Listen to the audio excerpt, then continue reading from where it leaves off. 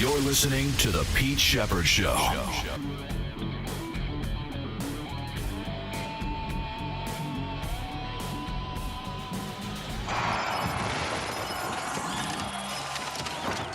it's good to be back.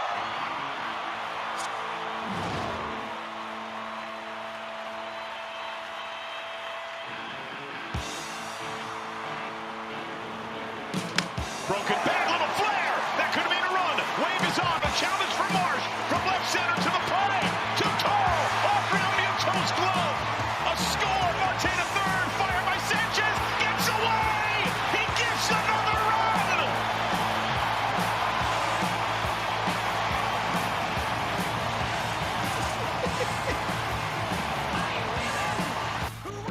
Sorry, Angel. Since we're going to talk a little League in the 9 o'clock hour today, I figured, why not? I had a couple of those in my day. Nothing like a Little League home run. Unfortunately, it came against your Philadelphia Phillies last night in the bottom of the sixth inning that made it 4-0. Didn't really matter since you won 8-0. My Red Sox lost last night. They've lost 5 out of 6. We got on road series, and we got a ton of NFL news to tell you about. Let's get it going today on the Pete Shepherd Show on the Coastal Sports Digital Network. Thanks for checking us out across the video platform. Following me on Twitter X at PShep326, across our Facebook pages of CSNFL, YouTube, Rumble Kick, LinkedIn, and call the Texas show as always, 727-858-6650. And make sure you download and listen on the app if you're in your car, or if you're in your house and can't see the video, SR1029 The Game, SR1029TheGame.com. Man, we got a jam-packed show today. This is going to be a lot of fun. Lots of football video and audio. Wait till you hear and see somewhat what happened at Dolphins camp yesterday. It was not pretty with joint practices with the Lions. You're going to hear from Grant Stewart, Lions linebacker, used to play for Miami. He talked about not very impressed with Charlie Brown's practice habits. And then you're going to hear Charlie Brown's response via video as well. Plus, we're going to hear from Tua. We're going to hear from Tua Tagovailoa. We're going to hear from Mike McDaniel, obviously, Jalen Waddle yesterday as well. And for the Patriots camp, no question, Drake May had a phenomenal day yesterday by all accounts. We'll hear from Drake May. We'll hear from Mike Vrabel as well, video, and a whole lot of other sound coming from camp. I posed this question, and it's really posed, I think, to people under 35 years old. Do you fans out there, unless you're a true Cowboy fan, do you give a rat's ass about this team? Jerry Jones reiterated what I have been saying really for years, and not just me, but others, about it's all about him and people talking about him and not about wins. It's the only team that hasn't been in the NFC Championship since 1995. They're the only team. And I think Jerry Jones has a very high opinion of it. Not I think, I know Jerry Jones has a very high opinion of himself. And shows like that, the only time I talk about Jerry Jones, this is what he's got to understand. This is what most of the country is doing. We're making fun of you. You're a fucking cartoon character. That's what you've turned into. It's sad. It's sad. Every time you get in front of a microphone, you make a fool out of yourself. And you become the cartoon character, and, you know, the Micah Parsons contract aside. And he's going to tell you what I've been saying. He's going to say it, you know, they have their big Netflix documentary coming up next Tuesday, by the way. And I think at the premiere last night, a sneak peek, he talks about, he just likes to keep the Cowboys in conversation regardless. I just don't think people under 35 give a shit because they don't know, and they, quite frankly, don't care about the history or of the Dallas Cowboys and the America. I just don't.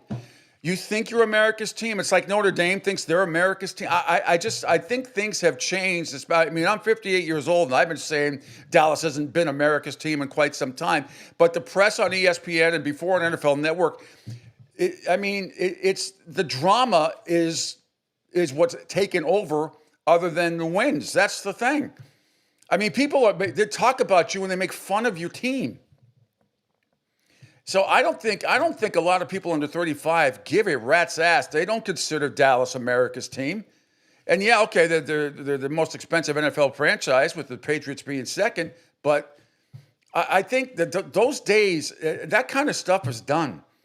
That kind of stuff is done with a lot of NFL fans, particularly the ones that are under 40. because they don't know or they don't give a shit about what Dallas did in the 70s or somewhat in the 60s and the 70s and to a degree in the early 80s. And then they won when Jerry took over, and the way he booted Tom Landry out was just classless. Um, and they won a couple. They won a couple of Super Bowls in the '90s. Won three. Jimmy Johnson. I'm not going to Barry Switzer. You could have had a puppet run that team, and they would have won the Super Bowl. But Barry Switzer kept it alive, and they won three, and in a short period of time there in the '90s, 3 out of 4. And since then, they've done nothing. They've done nothing. So you talk to kids who are people they're born in 1993, they don't give a rat's ass about the Dallas Cowboys. Jerry Jones, kids that are under 4, they're laughing at you. They're laughing at you because you haven't done anything, and you think it's cute. And it's the NFL is a 365-day-a-year discussion. It is, but when you're being made fun of a big majority of that time. I mean, you think you're America's team? I don't think there's a lot of people that want to go play for Dallas. There's plenty of other places, opportunities where you have a better structure from ownership. I don't know what Brian Schottenheimer is going to do, but I mean, it starts with the ownership and the GM who are both, Jerry Jones and Steve Jones. If there's plenty of other teams that have much better structure than the freaking Dallas Cowboys, and you can keep having the little fake orgasm every day, Jerry, about what great it, because everybody's talking about you. People are making fun of you. And the people who are under 40 are really making fun of you because they don't give a damn about the path. I don't know what this documentary is going to hold on Netflix next week, but man, they better show Danny White highlights. They better show Roger Staubach highlights and Frank Gifford highlights, and to a degree, Danny White highlights and Tony Dorsett highlights, and maybe, Troy Aikman, but anything after 95, there aren't any highlights. They've won 4 playoff games since 1995. Four. All right. Anywho. All right. And we say good morning to Angel Martinez. Good morning, Angel. How are you?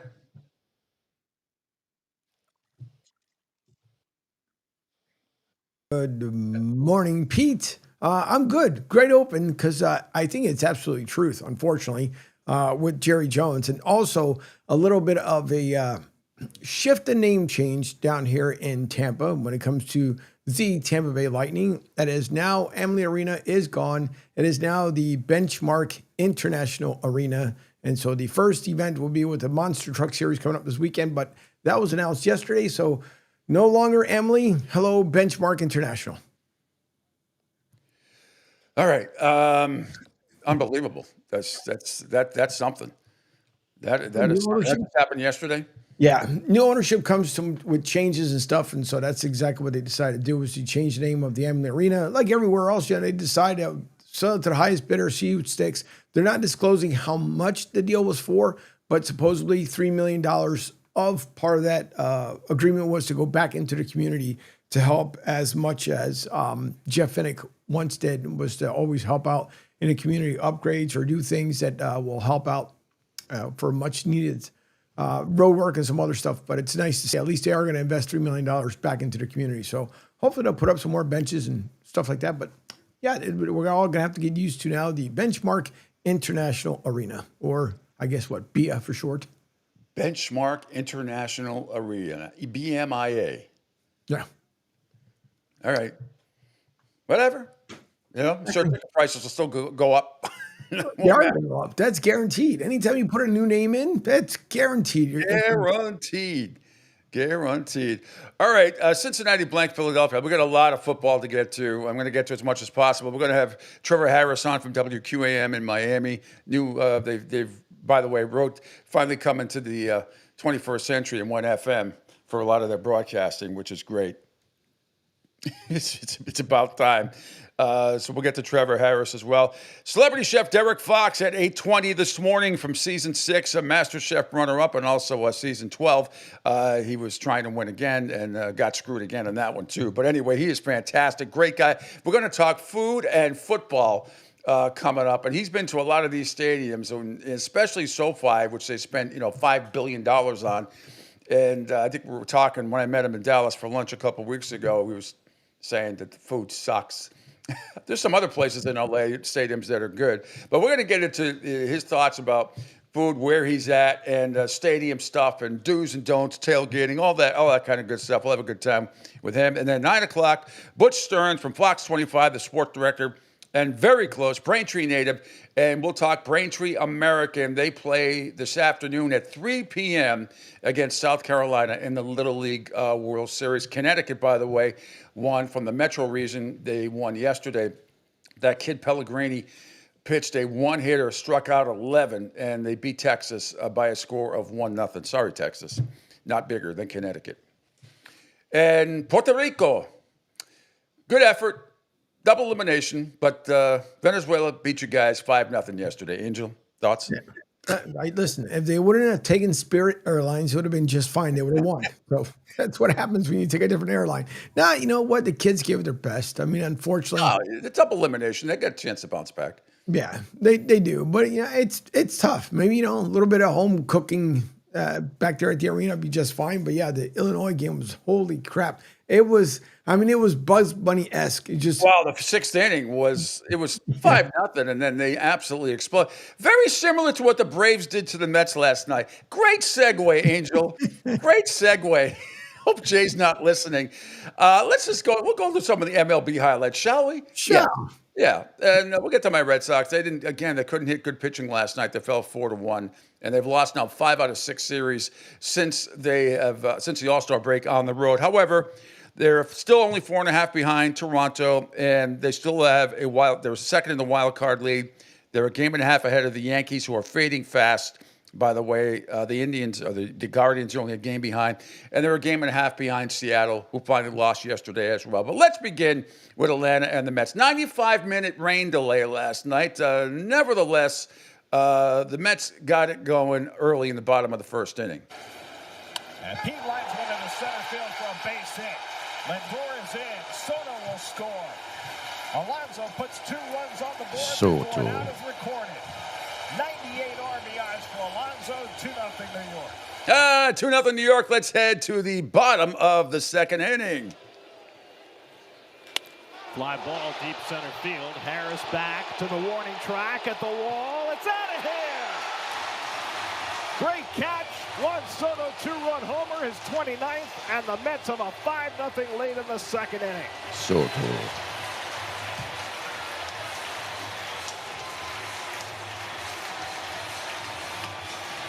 Thanks to SNY with the call. Gary Cornrow. It's 5-0. End up, they got another one. 6-0 Mets. 6-0 Mets. Okay, let's head now, though. Let's head to the top of the fourth inning. Michael Harris, straightaway center field. Keep going. Is it a grand slam? You bet it's not. It's off the wall. I thought it hit beyond the fence. It did. Nick Marley, the second base umpire, he saw it like we did. It hit off the black portion above the wall. It is a grand slam. Thanks to FanDuel. So that made it 9-6 right there in the top of the fourth inning. The Braves were not done. Wait, day. It's still a 7-10 start. Marcelo Zuna, deep left. There she goes. A big fly for the Big Bear. And Atlanta has scored 11 unanswered here at Citi Field tonight.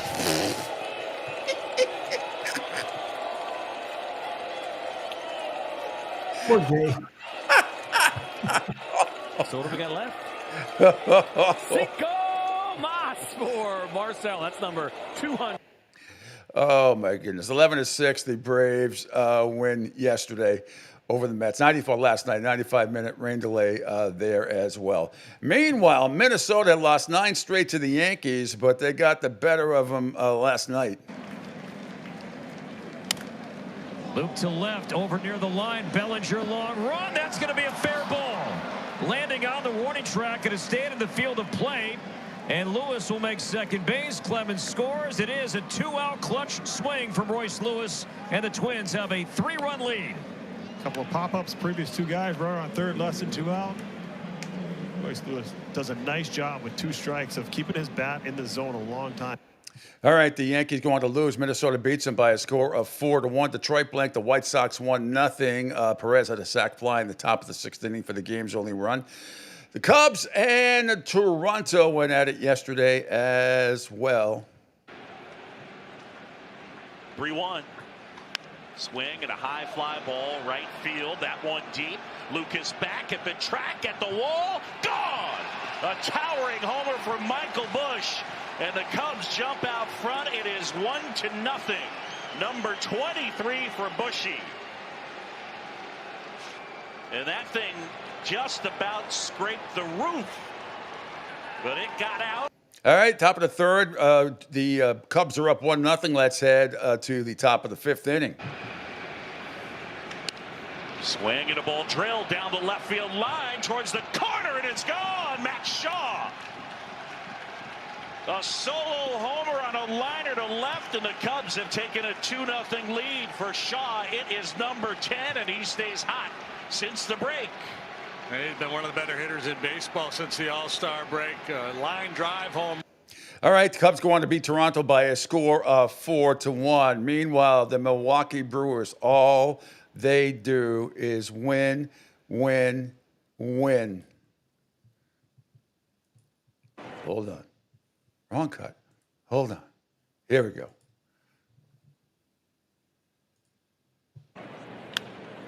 Through the hole, a base hit. Perkins sent around third. He'll score. Another 2-out RBI from Joey Ortiz. That's it for Joey Ortiz. Is Frelick to right. Backside and looking up. It's off the top of the wall to bounce. Ortiz around third. He'll score. 4-0, and the 2-out nightmare continues. Collins down the left field line. A fair ball and into the corner. Frelick scores. Collins trades places with him. 5-0. Contreras a BB in the left. Here comes Collins. Throw from Pham is late. They keep pecking away. Alrighty, Milwaukee goes on to win 12-5, and they have indeed won 12 in a row. Washington and Kansas City in a high-scoring affair yesterday. Top of the 1st inning, the Nats get it going. When he was going well, these were the situations he was living for. The first half of the season, high in the air to right. Grand slam. See you later, Nathaniel Lowe. Number 16. And the RBI total jumps up to 68. That is the Nationals' first grand slam of the year. Woo! Well, Nathaniel Lowe only one behind now, as Bob alluded to earlier from his total last year. All right, Royals try to come back here. Belted to right, hooking into the corner, and gone! And the Royals trail by 1 on Vinny's second 3-run home run of the series.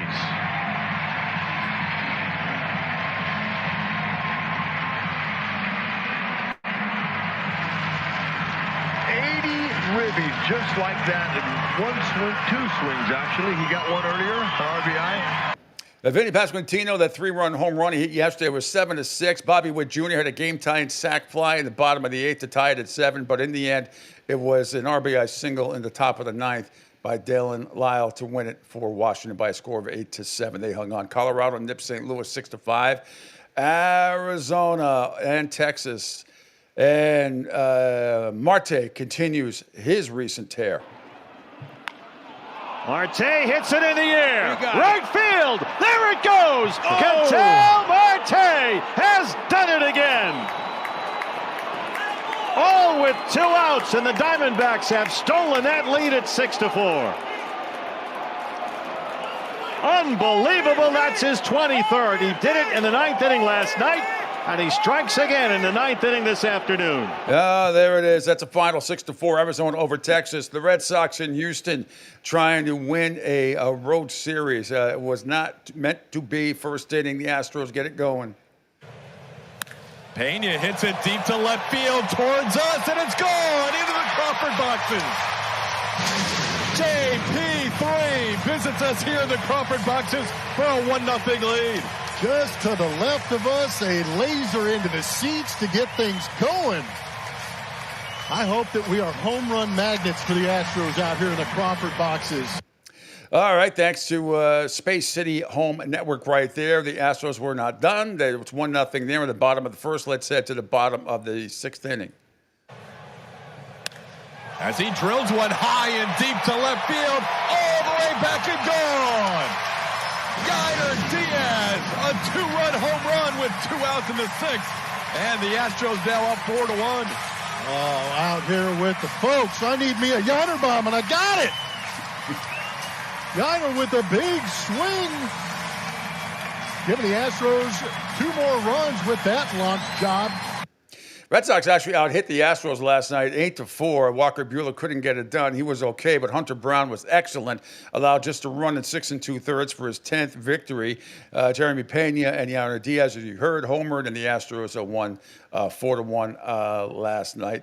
Red Sox did have the tying run at third with 2 out in the 6th, and Romy Gonzalez at the plate. Sox manager Alex Cora stood outside the dugout demanding Brown be called for a balk.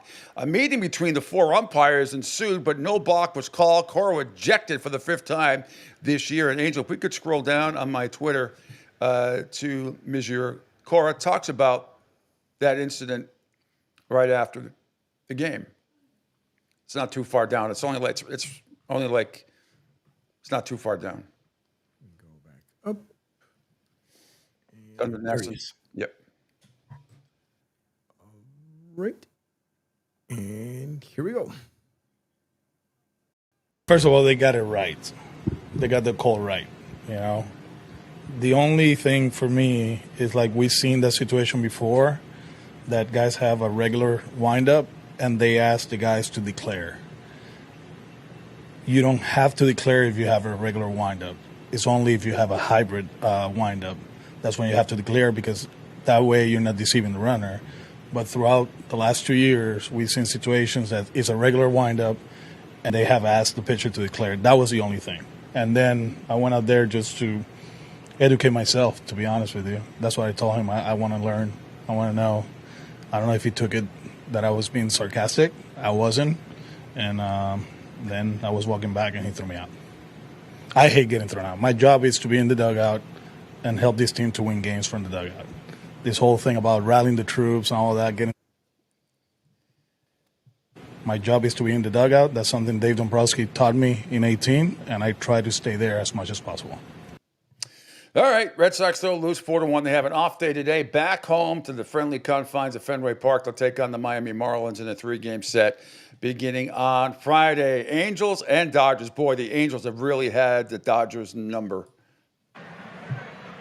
2 balls and 1 strike on Ward here. And a fly ball, right center field. Hit pretty well. Hernandez is back. He's still going out near the wall. It is gone! Taylor Ward just 1 away from his goal of 30. He has his 29th as he takes Shohei deep. And he got that spot again in which he crushes the baseball. Taylor Ward against Shohei Ohtani, 103 off the bat. Now that's a swing. Yes, it was. But at the time, the Angels were up, bottom of the 2nd, up 3-1. Earlier, though, how about this? Shohei Ohtani versus Mike Trout, first time. Just like the WBC, a 3-2 sweeper. This time he watches strike 3. Shohei Ohtani with bookending strikeouts in a 1-2-3 first. And a wry smile from Trout. All right, Dodgers are ahead 5-4. Let's head to the bottom of the 8th inning. And he lines one left center, a base hit. Ward scores. Moore's on his way home. The big hit from Hoppy gives the Angels the lead. It's 6-5. Yes, and they win the game 6-5. They hang on and beat the Dodgers 6-5. The Angels do, and that puts San Diego in first place in the National League West. Why? Because of what happened in the 2nd inning. Who'd you have? I had Matt Chapman. Get in there. Jam job, hits the bag, ends up in center. From third comes Bogarts, here comes O'Hearn. Throw will go to third, it's off the mark, and the Padres take a 2-0 lead. You never know what's going to happen when it hits the bag, and that one ends up in center. Is this beautiful or what? You know that the Padres are playing right. Things are going their way. When Jake Cronenworth gets jammed. Up the middle into center field, base hit for Fernando. Liriano will score. Here comes Cronenworth. 2 runs in, and the Padres take a 4-0 lead. Fernando driving in a pair.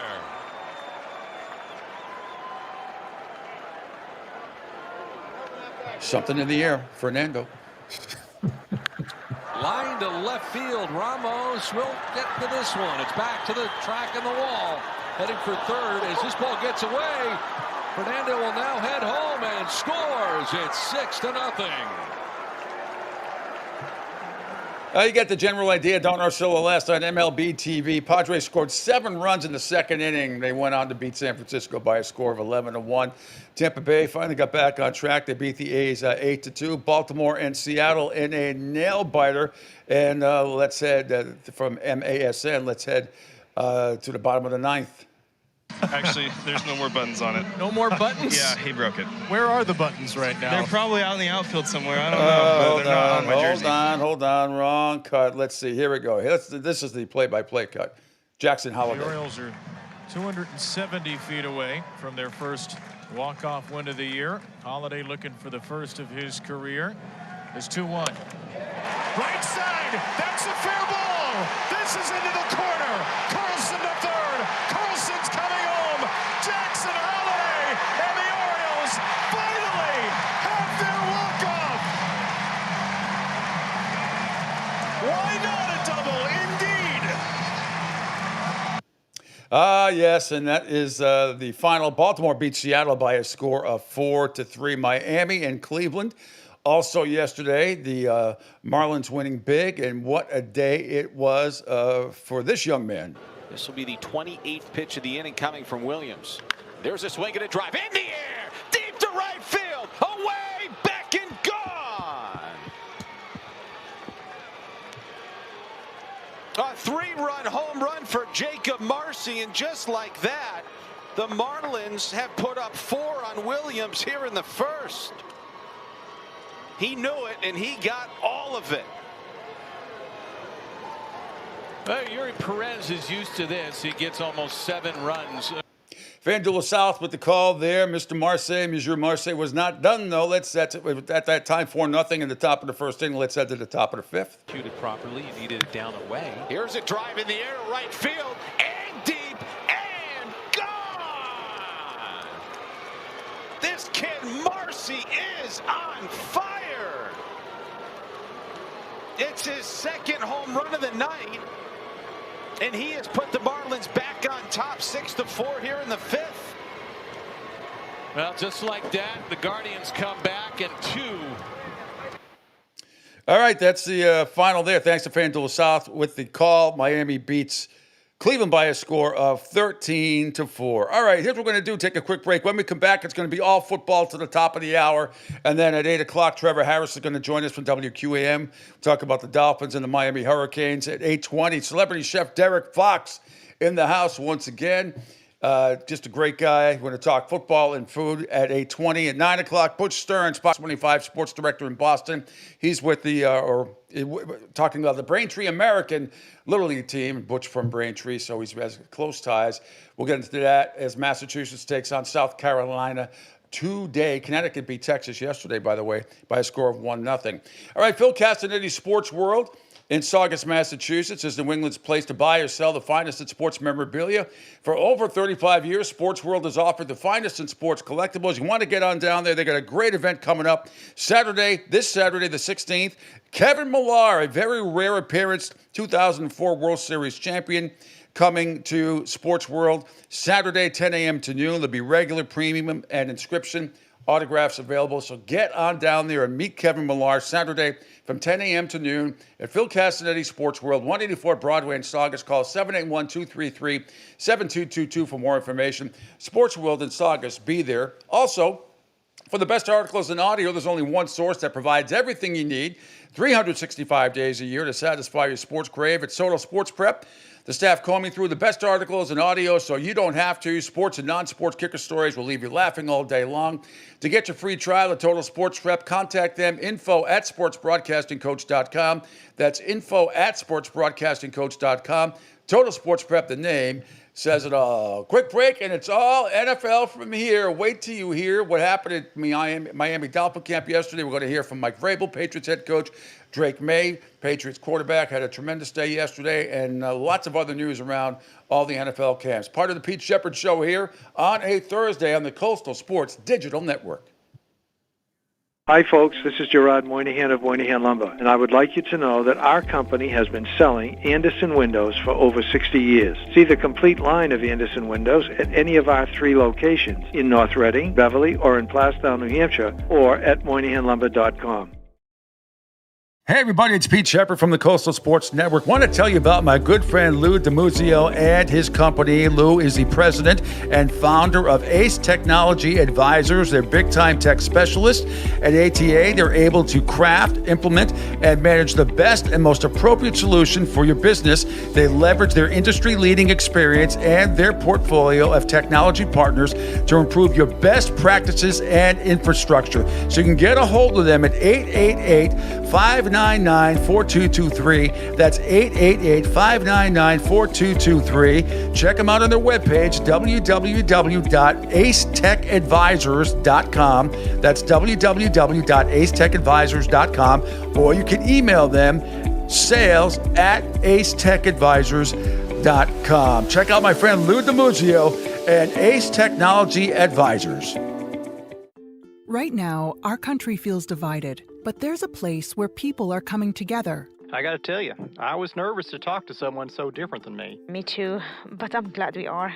Love Has No Labels and One Small Step are helping people with different political views, beliefs, and life experiences come together through conversation, and it feels good. Wow, your story is so... Interesting? Yeah. When people actually sit down, talk, and listen to one another, they can break down boundaries and connect as human beings. At lovehasnolabels.com/onesmallstep, you can listen to amazing, life-changing conversations and find simple tools to start a conversation of your own. I know one thing. This conversation gives me hope. It gives me a lot of hope, too. Take a step toward bringing our country and your community together by having the courage to start a conversation at lovehasnolabels.com/onesmallstep. A message from StoryCorps, Love Has No Labels, and the Ad Council. People do some pretty cool things in their 40s and 50s. Why should saving for retirement be any different? I mean, they go back to college, learn new instruments, start skateboarding. Whoa! Okay, maybe that one's not for everybody, but saving for retirement is. With aceyourretirement.org, you can get on track with your retirement savings no matter your age. Just have a 3-minute chat with Avo, the friendly digital retirement coach from AARP. You'll get personalized recommendations based on your input that are easy to understand and work with your lifestyle. It's quick, easy, and free. Plus, it's sponsored by AARP, so you know they got your back.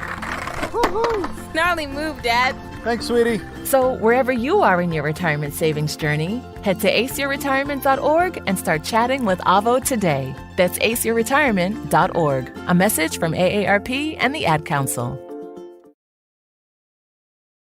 Adopt US Kids presents What to Expect When You're Expecting. A teenager. Learning the lingo. Today I'm going to help parents translate teen slang.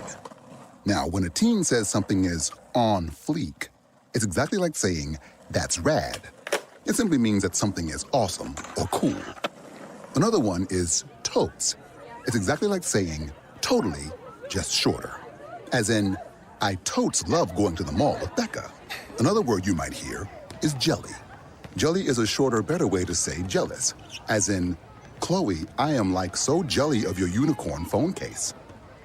You don't have to speak teen to be a perfect parent. Thousands of teens in foster care will think you're, rad, just the same. To learn more, visit adoptuskids.org.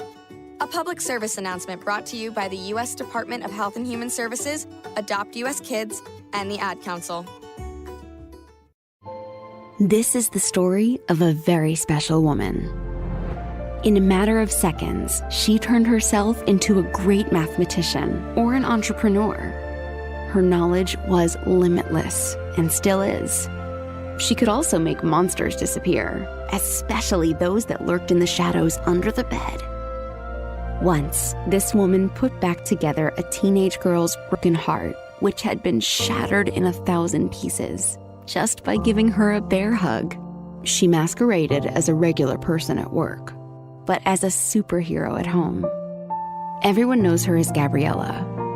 I still call her Mom. Your hero needs you now, and AARP is here to help. Find the care guides you need to help, complete with tips and resources at aarp.org/caregiving. A public service announcement brought to you by AARP and the Ad Council. The Pete Shepherd Show. It's fun for the whole family, if it's dysfunctional.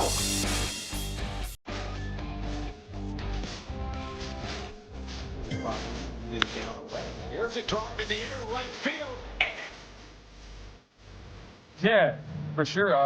And I don't know if they're ready, man. I'm gonna keep it a stack. Just because I've played at other places and played against that team last year, and I joined practice against that team twice when I was in Tampa. And I don't know if they practice how we practice. So I'm excited to see our guys for sure, and I'm excited to get out there, do something with somebody else where they don't know every in and out of what we're doing and stuff. So that'd be cool, man. That'd be dope. Grant Stewart, linebacker for the Detroit Lions, and they have joint practices this week with Miami. He played for Tampa, and talked about not impressed with Mike McDaniel in the way the Dolphins handled themselves, and had some, I don't know, they're not vicious words, but certainly you can read between the lines right there. Welcome back to the Pete Shepherd Show here on the Coastal Sports Network. Hope you're having a good Thursday.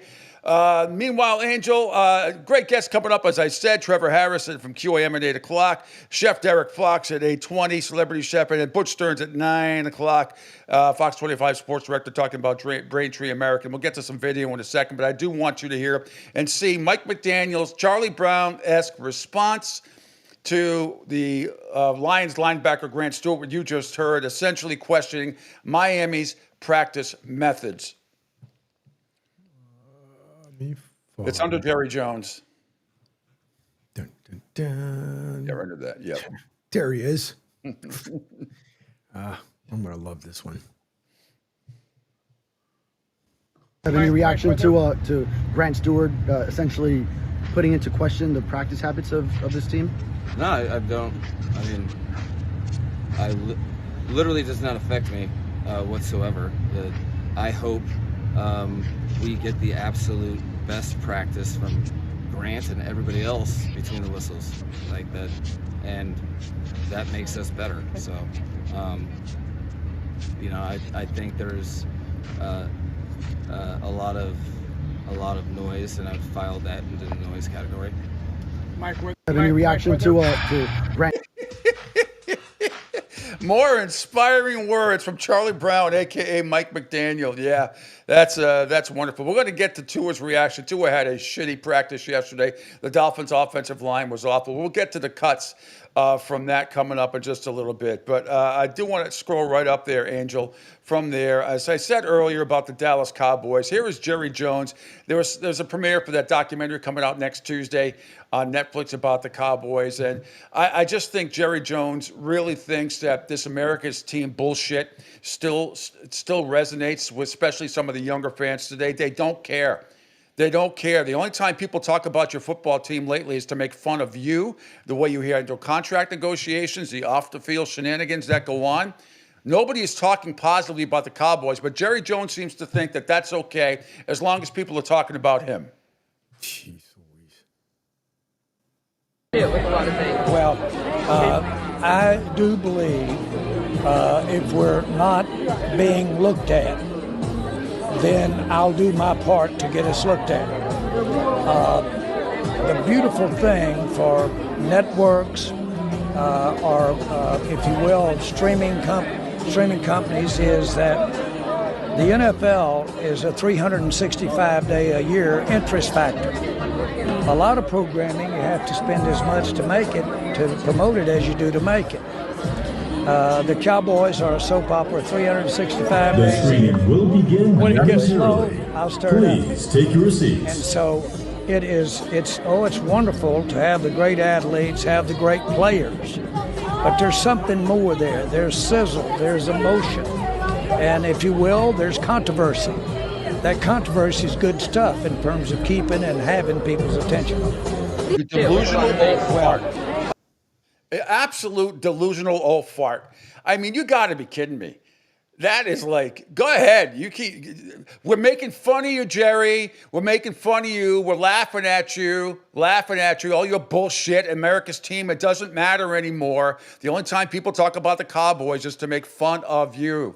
Only team since '95 that hasn't been to an NFC Conference Championship. You are living in the past that you had very little to do with. Your coach had a lot more to do with it than you, meaning Jimmy Johnson back in the day, to a degree, Barry Switzer. After that, what have you done? What have you done? You've humiliated a once proud franchise. You are humiliating the Dallas Cowboys. You are a fucking cartoon character. Your America's team bullshit doesn't resonate anymore with people under 40. Nobody cares. There's been plenty of other good teams and dynasties, or somewhat dynasties, since the Cowboys last were even in an NFC championship and beat the Steelers in the Super Bowl in '95. What have you done? They are buzzing right out. They're trimming the hedges outside, so it's not me. Meanwhile, I mean, it's just unbelievable. This guy is beyond narcissist. I mean, if he enjoys being made fun of, keep yapping away. I'll keep playing the cuts and we'll keep making fun of you. It has nothing to do with what's going on in the trenches. All it is how you handle your players. You're a freaking jackass. You may have been at one time a marketing genius, and yes, you do own the most, right now anyway, the most expensive franchise worth in professional in the NFL. We get that. But I want to, honestly, there are so many better teams and better structured organizations out there. Tell me how many free agents really want to go. He thinks people still want to go to Dallas because of the star on the helmet, and you're going to get some sort of extra prestige. You're not. You're not. It's only idiots on ESPN and so to a degree NFL Network who give you any credit at all. I mean, most of the time, even this one, everybody's making fun of you. No one's giving you credit. What do you got credit for? You've won 4 playoff games in 30 years. What are you getting credit for? What is all this hype about? What have you done? Nothing. Yeah, he might go back in the morning. Character. You're a cartoon character. He may go back in the morning and hit the VCR, because he hasn't gotten up to the digital yet. VCR, Betamax. Yeah. It just, I don't understand how he thinks that people are talking about him, because they're not. I mean, they're just not relevant. And then they're talking about him and make fun of him. They're not. No one's talking seriously about him. All they do is rip him for his contract negotiations. And this is what he's going to do. He's stringing Micah Parsons along. He's probably going to sign him a week to 10 days or a week before the season starts. And he'll go, see. It's foolishness. And I hope Micah keeps up with the back injury and sits out. I really do. It's a show. I hope on opening night the Philadelphia Eagles win by 50.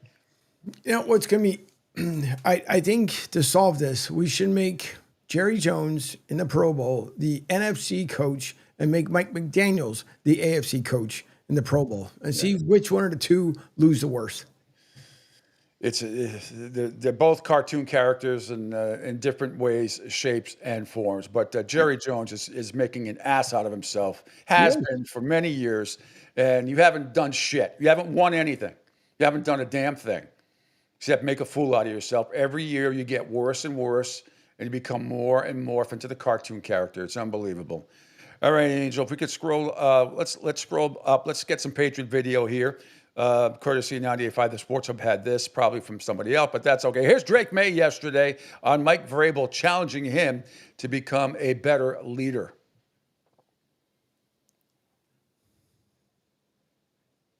I think I want that. I want somebody to, push me to, do more for the team, have more of an impact with the guys around me. I feel like if I have that, and I feel like I'm not showing it myself, then I need somebody to push me along. And I think, us guys on offense, the big veterans and Michael Inu and Morgan and Hunter and Mondre and those guys and Steph Diggs are going to challenge ourselves to, hey, Garrett Bradbury in there to push ourselves to lead. And, really I think it starts with me, building those guys. And then from there, I think guys can kind of bounce off and really told those guys to push me because, once I feel like they're pushing me, I feel like I can, give back.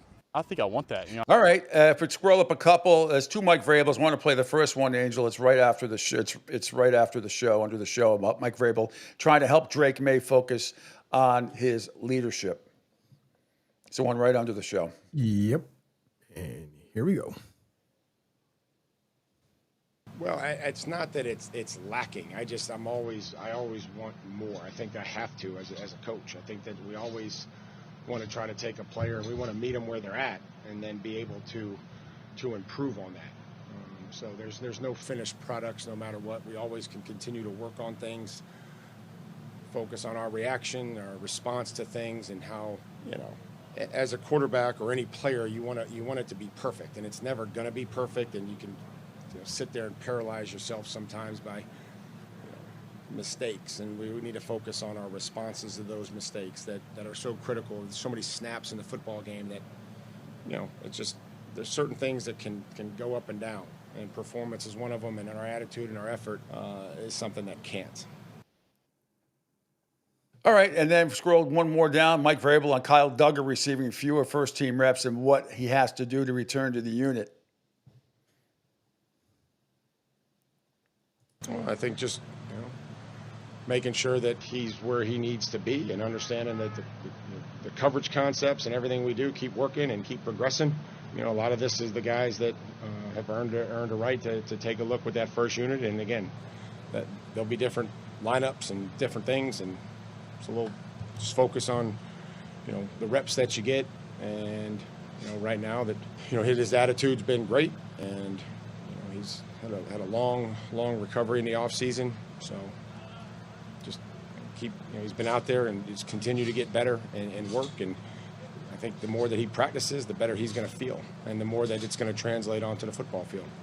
All right, that's Mike Vrabel and Kyle Duggar. They're a strong safety, but he's going to get a lot of competition from Jalen Hawkins, the rookie Craig Woodson as well, maybe even Brendan Schooler. So we shall see. All right, let's continue. We'll get to the Miami Dolphin stuff in a second here. Let me give you some of the other highlights going around campus. Baltimore head coach John Harbaugh on Travis Jones. I'm excited about him. I think he's ready to roll. He's had a great couple years of preparation. He tweaked his ankle last year. He had the high ankle. He played through it, did a great job. And for him to play on that severe of a high ankle sprain and play the way he did was incredible. So now he's healthy, and he stays healthy. But he's had a great camp. All right, let's go to Chicago. Ben Johnson says challenging Caleb Williams has been by design, but he's made significant progress. Yeah, I would say it's not just him. We had some procedure issues in the game the other day as well. So I don't think we've hit it from the beginning in terms of how much we're loading guys down. Some of the play calls are a little bit longer than others. He and I met yesterday. I'm pleased with how he's able to spit these plays out right now. He's made significant progress in that regard. And once we get going here in a game week, we're going to condense the verbiage even more. So we've challenged him. It's been a lot. That was by design. And so if we struggle at all in the huddle getting the play out, then, yeah, the delays are going to pop up. And that's a little bit of part of the learning process and us growing. But by design, we've made this very challenging and hard, and we know what we need to do as a staff to alleviate some of that pressure. And I think week one, we're going to be in a good spot. All right, let's move back to the Miami Dolphins. Mike McDaniel yesterday. Let's run them down for you, some of them.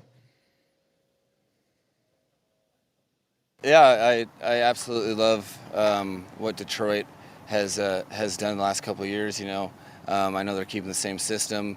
The stuff that Ben Johnson put in, I think they're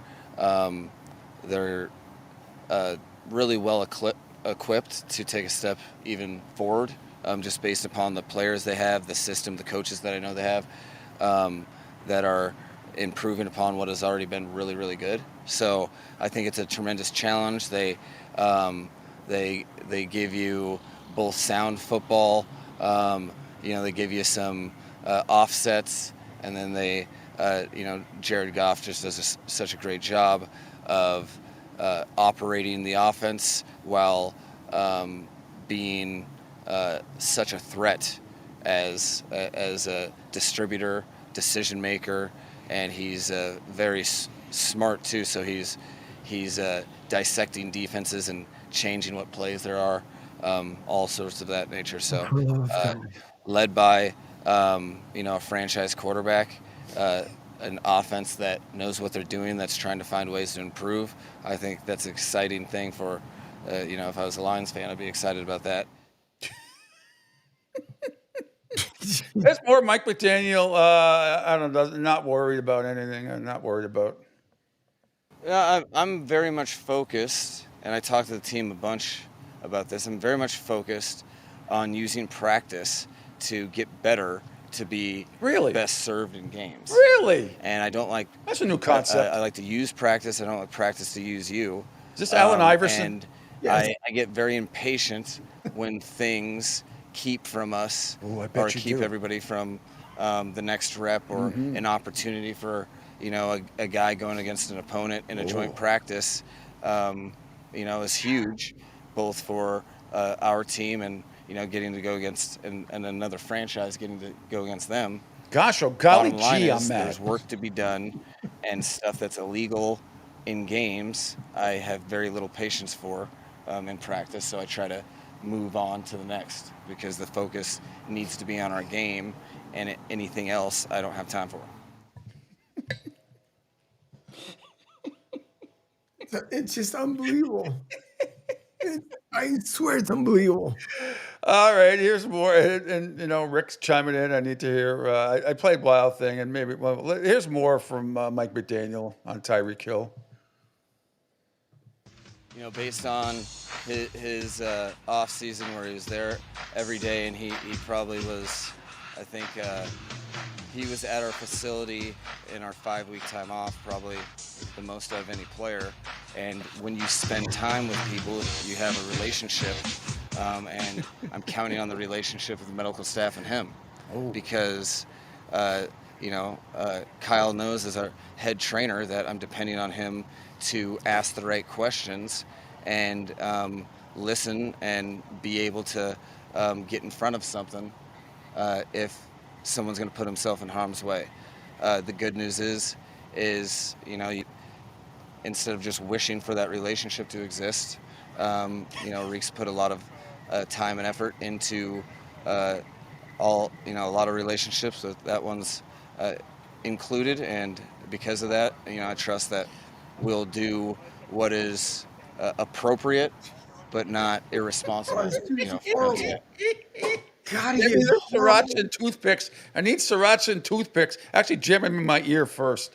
Oh my God in heaven, it is just unbelievable. But if they say there's that Calm app, you need white noise, brown noise, green noise. No, you just need Mike McDaniel noise. It'll put you right to sleep. Yeah, right. Last one from Mike McDaniel. Then move on to Tua and Mizzou Waddle as well. Absolutely. I graduated high school in 2001. I was a sophomore in high school when his first album came out. And who doesn't know the 8 Mile anthem, So I actually reference, I call it an 8 Mile, is when you, do his battle rap thing where you just say all the things that people know to be true, and then what? So, What? yeah, it's I really wish you'd bring him to practice. It would be cool. Who's he talking about? He's talking about a musician, obviously. He's talking about so he's talking about Eminem. But the worst part about that is Eminem, yes. Yeah, but he says, I call it the 8 Mile. It's where they battle rap. No shit, Sherlock. That's exactly what Eminem had called it. Mike McDaniels, keep smoking, buddy. Just keep smoking. All right. Meanwhile, let me see. Let me get to Tua Tagovailoa yesterday was frustrated. For a grade, I wouldn't give myself a grade. I don't think that's fair to grade yourself. I think that's something that, well, for my assessment, I still wouldn't give myself a grade. I think that's for you guys to do with however you guys report that and whatnot.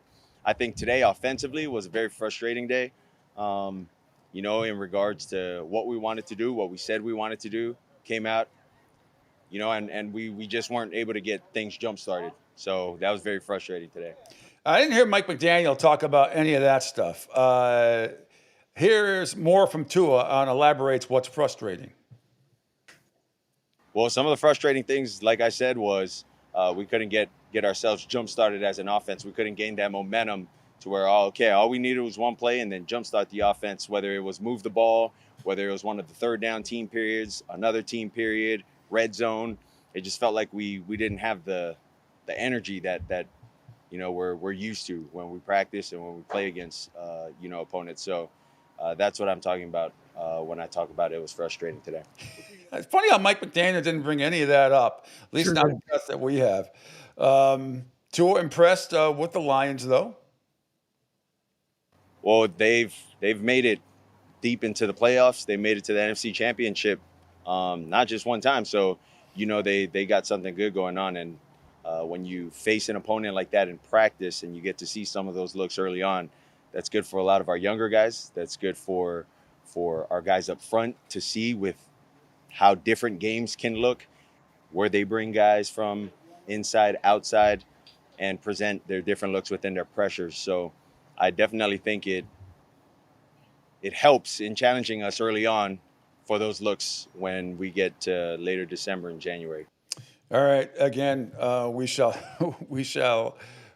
see. All right. Let me get to some more cuts here from Miami real quick. Give me a second. Must load these up. Okay. Here's Jalen Waddle. Was back in practice yesterday. Miami receiver. Yeah, man. I think especially when 10's out, I got to set the standard and lead. So when he's out, they got to kind of follow me. I got to set the trend and go upper for there. Everybody got to heighten their play, and everybody just got to respond, and make the most of their reps. And I think we got a good group, a good team that's going to respond. And I think everything that we learned throughout these joint practices is only going to make us stronger.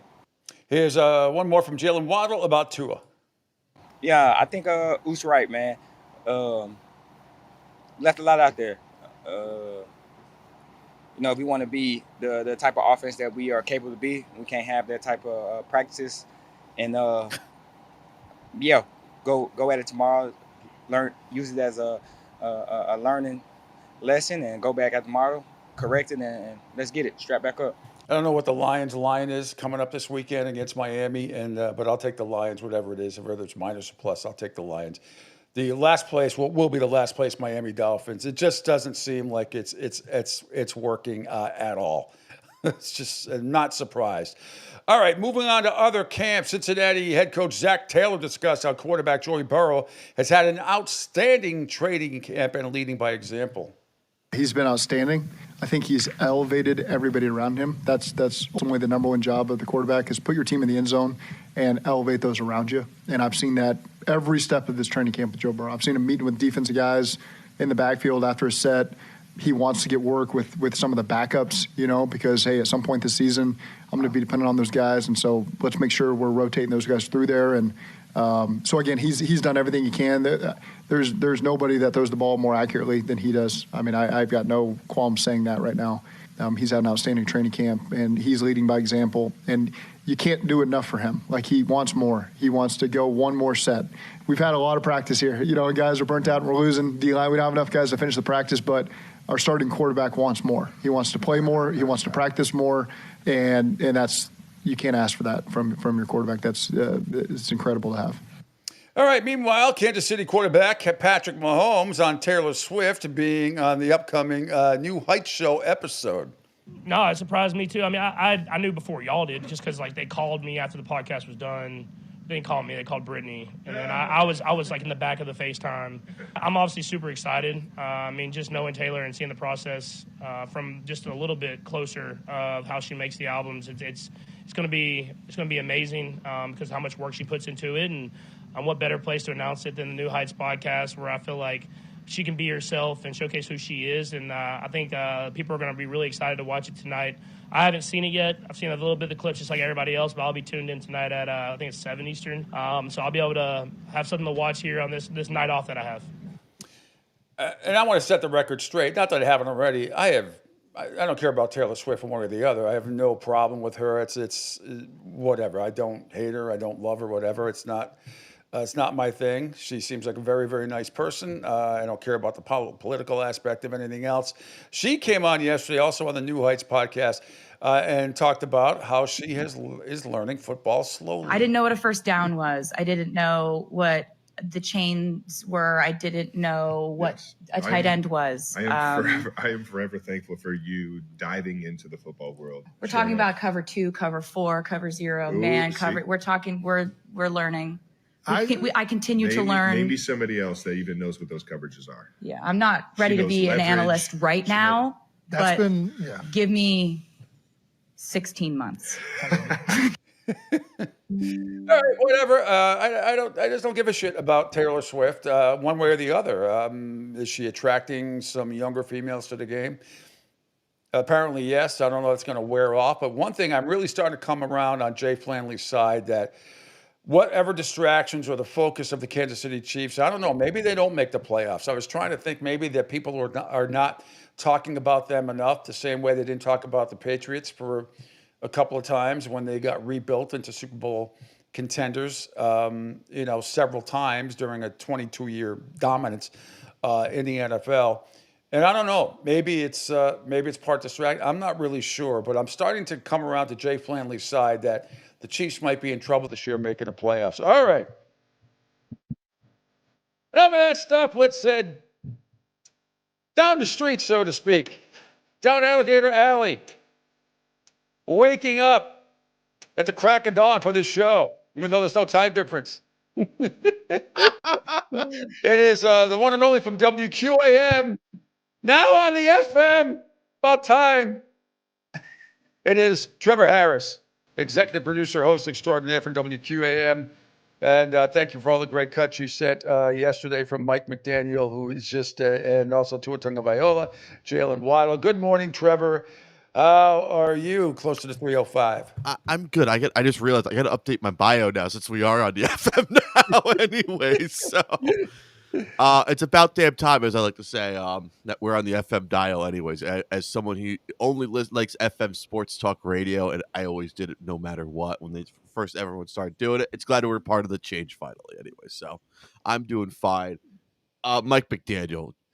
Are you here, Tua? Yes. I don't know who spoke first yesterday. McDaniel was before joint practice anyway. So McDaniel was before the joint practice, and Tua, because Mike McDaniel did not address anything that Tua was talking about. Tua, it was a disaster. I saw that it was a disastrous practice yesterday with the Lions. Correct? Yes, it was actually. Let's say this: Dolphins Twitter has exploded, and it's bad. I'm enjoying it. It's a great soap opera, I gotta tell you. The Dolphins Twitter is my new soap opera, and they've kind of bullied me out of it, and I just view it from afar with binoculars anyways, like someone from Spygate back in the day. My favorite cut, I'm going to play it one more time, because Lions linebacker Grant Stewart, who's joint practice before against Miami when he was with Tampa Bay, and had some not so read between the lines. I don't think it was vicious. He just says he doesn't think the Dolphins coaches really know how to really coach during these joint practices. Here's Mike McDaniel's response. Any reaction to Grant Stewart essentially McDaniel putting into question the practice habits of this team? No, I don't. I mean, literally does not affect me whatsoever.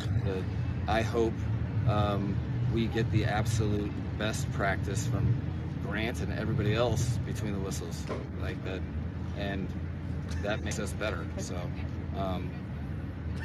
I think there's a lot of noise, and I've filed that into the noise category. Mike, any reaction to? Good job. Hey, I like to say shout out to David Ferronis for asking a tough question about Mike McDaniel for once. So glad he got rid of the softballs at least. So Dave Ferronis, the beat reporter for the Sun Sentinel, and he is a U of M alum. Yes, I do like to rip that guy. He does throw the bunch of softballs anyways. So What is I don't understand why. If this guy was in another market, if this guy was in the Northeast market, he would get shredded. He For would have some of gotten this stuff. fired last year anyways. He would have been gone already. He'll be fired before Thanksgiving, so it doesn't really. It's between him and Jerry Jones, and Jerry Jones. Jerry Jones think like you're a younger guy. Yeah. People your age, right? How old? You're 30. What are you, 30? I'm 33 actually. 33. Your friends, I'm assuming, are in the same age group, right? Yeah. How do they feel about Do they give a shit about the Dallas Cowboys? Do they even care, except to make fun of Jerry Jones? They haven't done anything since 92, 93. They've won 4 playoff games since 95, and they haven't been to an NFC championship game since that time when they beat Pittsburgh in the Super Bowl. The people of your generation, the Generation Zers, right? Is that it? I honestly whatever it is. I'm a Generation Xer, I guess, and you're a Generation Zer. I was born in 92 anyway, so I kind of Do your people does your demo care about the Dallas Cowboys except to make fun of them? Do you feel like they have an aura with your age group? Like, oh, it's the Cowboys, it's American. I think that's all bullshit. I think it's gone. I think it's gone unless you're in Texas and you grew up with it. Then you still have it, but it's like, but that aura. If you're from the Northeast market and you're a Cowboy fan, it's like, what the hell are you doing? I don't care if from California or Kansas City. Yeah, I mean, I don't like, care. can you name me a Dallas suburb at least? If you can't do that, then don't talk to me at least. But I'm talking about your generation, the 30-somethings. No. I just don't, except to make fun of this organization, make fun of Jerry Jones. Yeah, I think he thinks it's all cool that everybody's talking about him all the time. We're not talking about you. We are laughing at you, making fun of you. We did this to Al Davis too, anyways. You know, like the silver and black attack. It was not much to silver and black, anyways, of attack, anyways, in the mid 2000s, anyways. It was what the hell has gone over there? It's like I said this before, and I'll say this again. Jerry Jones is on the teeter of going full Al Davis, and I cannot wait to see the projector screen firing of the next head coach. Actually, I'm calling that right now. We need to hear Steve. Did you hear what he said yesterday? No, I have not heard. Okay, I'm going to play it again. He's at the Dallas Cowboy. There's some Netflix special. The doc. I got it. Coming up on Tuesday. I'm like, what are they going to show highlights from? Frank Gifford, Roger Staubach, Danny White, and maybe some Troy Aikman highlights. So it all has to be pre-95 because what have you done since then? Nothing, right? What are they going to show? Well, the new male Cowboy. Well, Dallas is one of the few teams not having a male Cowboy cheerleader. Yeah. But I mean, what are you going to show? Anyway, listen to this, and you talk about delusions of grandeur. Well, I do believe if we're not being looked at, then I'll do my part to get us looked at. The beautiful thing for networks or, if you will, streaming companies is that the NFL is a 365-day-a-year interest factor. A lot of programming, you have to spend as much to make it, to promote it, as you do to make it. The Cowboys are a soap opera 365 days. When it gets slow, I'll stir it up. Please take your seats. And so it's wonderful to have the great athletes, have the great players. But there's something more there. There's sizzle, there's emotion, and if you will, there's controversy. That controversy is good stuff in terms of keeping and having people's attention. No, it's not. It's going to make potential free agents, people not want to come to your organization. I don't care how much fucking money your organization is worth, or that you have a star on the helmet, or you continue with this delusion that most of the country wants to see Dallas because it's Dallas. It's not that way anymore, buddy. You gotta. This is like a restaurant. I can't wait to have Chef Derrick Fox on. I can't wait for that. Because this is like a restaurant stuck in the 70s. You know, I see Gordon Ramsay all the time and others on all these shows, and these people that are in the 2000s, not just the 2005s, but like the 2020, and they have these restaurants that are stuck in time with these horrible 70s and 80s menus and the decor in their places, and they don't know how to. Jerry, you are stuck in the past. Way in the past, and you are losing generations of Cowboy fans, I think, because they just don't care. They don't see it like you do. No. The only thing you said there was correct was the NFL is a 365-day-a-year discussion, which it is. But when we talk about the Dallas Cowboys, what do we talk about? How you don't talk to agents, how you screw over your players. Yeah, eventually you may pay them and everything else, but you are being made fun of. You've won to 1 NFC championship since '95. You've won 4 playoff games since then. What have you done for me lately? He brought the cheerleaders on CMT to Netflix. Anyways, that's another good thing he's done. It's more entertaining. Anyways. Yay. Yay. I mean, it's just unbelievable. It's just unbelievable. But my feeling is correct. Your generation, the 30s, they don't care. No. They don't care. Like I said, unless you grow up with your grandpappy's grandpappy, Yeah. Dallas Cowboy fan, then it's embedded, and I understand that. But even the 30-something must be going like, what is he talking about? Exactly. What are you talking about? You haven't done anything since before I was born. It's bad. It's very bad. It's hilariously bad. It's entertaining. All great owners have a downfall anyways, and Jerry Jones is on that Al Davis track anyways, and it happened to the Raider fan anyways. Al Davis threw all the money at, doesn't matter if it's Randy Moss or any random player like that. And it got bad at the end. There's no question about it. It got bad. I feel like we're at that. They never recovered after 2002, after the Buccaneers.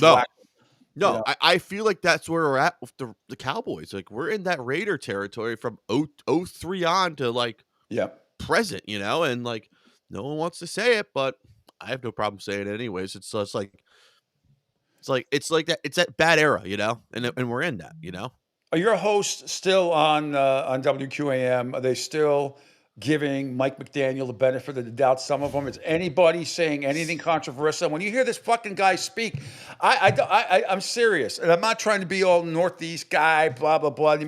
But I mean, I don't hear anybody go at this. It's tough. Does anybody just say like, "What are you talking about?" I think I'm the only one that does it, and Vlad. We're the only one that do it, and maybe Dan Day. What are you afraid of? And Joe Rose. That's the only 4 that do it, and like everyone else is like, yeah. It's like he's on the hot seat. It's like, are we effing kidding me? Like, we need to go after this guy like the Northeast, but like that's not our style. That's not the Hurricanes media do it. They go. Yeah. They go at the Hurricanes. A lot of those are the same guys. So I don't know. Is it easier to pick on college kids or whatever? I think so. It's easier to pick on college kids, and we just sweep under the rug the Dolphins player. We give that free pass, which is bullshit. Or is it just because media people are accepting the fact that Mike McDaniel is going to be fired before Thanksgiving and they're going to finish in last place? Is that probably the two? He's probably going to get fired in Spain. Just watch that to happen. Look, I've covered shitty teams. Look, before I got to EI, I mean, when the Patriots used to beg, and I mean beg people for coverage, I was there. 89, 90, 91. Yeah. I mean, the Rod Rust years. Dick McPherson, who was a little bit better and a nice, approachable guy, and hard to critic. But the Rod Rust years, I mean, that year was horrible. I mean, the Lisa Olson thing that went on, and Zeke Mowat and all that stuff. I mean, it was bad. Mm-hmm. It was. So I know. And he still had to ask. You felt bad for Rod Rust, the late, great Rod Rust, defensive end coordinator at the time, came over from Pittsburgh, but you felt bad for Rod Rust. You felt bad for Dick McPherson because ownership and the GM were terrible at the time. And a lot of it wasn't their fault. You play the hand you're dealt with, but you still had to ask some tough questions because there was still some fundamental football back then that was just god-awful. Yeah. God-awful. I remember Ron Borges, who I don't get along with at all, I'll be honest with you, but I give him a lot of credit the year he stood up. He went at Pete Carroll. I'll never forget the cut. He was like, this was after a regular season game. He's like, the ball was on the ground, and he's like, you got 5, 6 guys standing around. The ball is sitting. He goes, what do you do about it? And Pete started. He's like, what do you do about it? And he goes, there don't seem to be any repercussions. And Pete's like, there are. And he goes, no, there aren't. Where are they? I mean, the world famous cut. It's great stuff by Borges back then. I gotta look that up, anyways. It's like any famous Jim Mandich cut. I like to say there's power of Kalman who were laying over the Dolphins' performance, anyways. Well, I don't know. I'm gonna see what I'm gonna look up just real quick for my own curiosity. What the line for the Lions? Lions Dolphins preseason game. It is. I am taking. Oh, Oh, for some reason, the Lions are plus 3.5. I will take the 3.5. Please do I'll hammer it. take the 3.5. That's at 1 o'clock on Saturday. I will say this: a 1 o'clock preseason game on a Saturday is outrageous. By the way, Well, the Patriots are playing Minnesota 1 o'clock too. I hate it. Eagles played at 1 o'clock too, and I hate it too. Also, 2 weeks in a row for Miami. They played last week against in 1 o'clock. It was noon. It was noon Central, anyways. Noon Central, yeah. Whew. Crazy. I know. Crazy. That team is ridiculous to watch. We're It's about very three- hard. Go ahead. It's very hard to watch. It's like when I go by this. I have to do Dolphin post game a couple times this year. I've told like Trevor, you're gonna watch a game. I was like, they're gonna get the tablet. I always tell this to everyone. The Dolphin game will forever get the tablet. Eagles will always get the big screen, no matter what. That's why. And every Dolphin fan gets mad about it. I tell them, like, that's the truth anyways. I watch my team. I watch your team secondary anyways. So, But you guys don't carry Dolphin games, right? no, we do not. We still You do not, but you do a Dolphin post game show. pre and post. Yes, That's game what we day. same Game thing day with uncensored. EI. We didn't carry the games, but I did the post game show. The real post game show. The real post real game post show. game show. Freddie Smirl, Steve Diassi for over a decade, and then 1 year with Jerry Thornton and company doing the pregame show, which was just as fun. Yes, but yeah. So I'm imagining what the are people talking about still talking more about the Hurricanes and more excited about Notre Dame coming up in 3 I think weeks? people are more excited about that. I know one thing. We get the other post game show host quit, by the way, on the iHeart, by the way, because he couldn't take it last year's season. I found out. Who and what team he was the Dolphins post game show for 940. The guy who did the post game, because we took callers and stuff, and everyone got really mad. He quit. I found out. Why did he quit? Because he couldn't take it anymore. And couldn't take all the negative calls. They don't do callers at the other station, anyways. It's all Why like couldn't he take negative calls? I mean, and if people are swearing and all that stuff. No, but like we were taking callers and stuff, and people were mad. Like It should be. Oh yeah, it was literally like, oh, this sounds like the Northeast radio, like I miss anyways. And people say, you like this? It's like, yeah, it gets people mad. What did he expect? Like softball peanut butter and jelly stuff? I mean, yeah, they want the the other Dolphins post game shows. You see Uncrustable. They want softballs. You pass it over the kids. Like, take your juice box as well. Anyways, your host quit. The other host quit. The What other a host wuss. quit. Are you serious? The other host quit. Yeah, for You know how many 940. people would love to be in that position? You and Bray, how'd you like to be on the air till 4 o'clock in the morning after the Patriots lost their perfect season and had a bunch of drunks call you up for 4 hours? You deal with it. Yeah. Red Sox in 03. Thank God I was on the air the next day. It was like a morgue, but right after Ted Sarandis, listening to him take call after call after. I mean, it just was.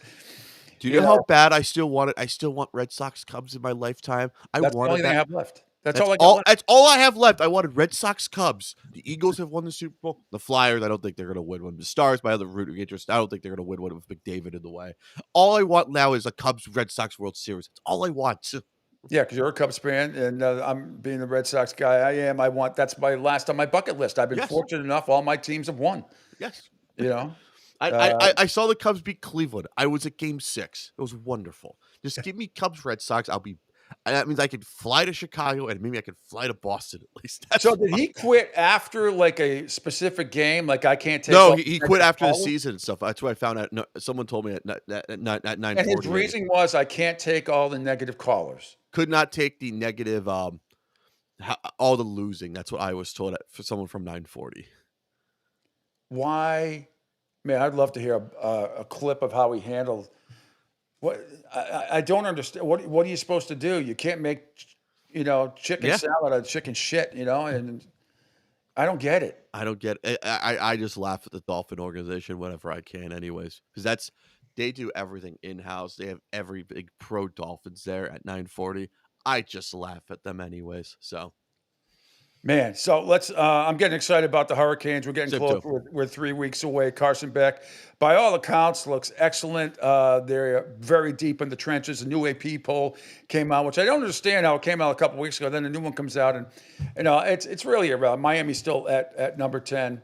It's a big game. I'll say this. This is a big game for huge. I think it's big. It's big for Cristobal the most because he's got to get a win over the team that lost to Ohio State. I think it's a crucial game. It's a must win. I don't call it a must win for week 1, but if you get this win week 1, And I say this: you got to beat Notre Dame. You have to be the state champ of Florida. I don't care what anybody says. You have to beat Florida. You have to beat Florida State back-to-back weeks after the bye. If they don't show up at Florida State, I'm going to be mad the most anyways. And I'll say this. SMU is going to be a dicey game in Dallas, and I'm really worried about that game for the Hurricanes the most. I'm trying to think would I sacrifice them losing to Notre Dame, God forbid, at the last second? Or would you sacrifice that and then beat Florida and Florida State in back-to-back weeks? I think I would probably want to beat Florida and Florida State, probably more important than beating Notre Dame, but especially Florida State because it's a conference game as well. I also say this. The Florida State game is the start of ACC play anyways. You could say this one as well if Notre Dame wants to say they're in the ACC as well. That's what I call it. So, yeah, I agree. I just think they need to show up. I would like them to show up for all the games, but you're going to lose sometime. I'm really worried about Notre Dame, the two Florida games, Florida State. I'm also concerned about the end of the season at Pittsburgh and Virginia Tech. Yeah, can this team win in the cold? We'll cross that bridge when we come to it. Cross that bridge. All right, my man. What you got coming up? Upper Bowl podcast is out. Carlos Ortiz and I from CBS Sports Radio. He's on. We talk Cubs. Nice venting session. We have Drew Nixon from 96.5 The Fan in Kansas City. We talk AFC North. He's a huge Bengal fan. We do the AFC North preview.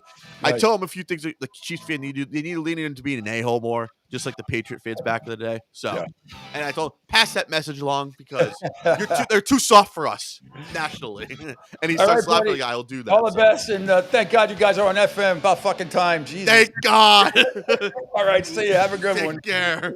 All right, there he goes. Trevor Harris from WQAM in Miami and producer, host extraordinaire. All right, from one great guest to another, here he comes, celebrity chef Derrick Fox, season 6 runner-up in Master Chef, should have won. Also should have won in season 7 or season 12 in the rebound. Anyway, Chef Derrick Fox, good morning, my man. How are you? What are you sipping there? Good morning. Can you hear me okay? I can hear you fine. Can hear and see you fine. Okay, great. Yeah. I had some technical difficulties this morning. I had no charger for my podcast setup. My laptop is dead and I couldn't find it. So here we are.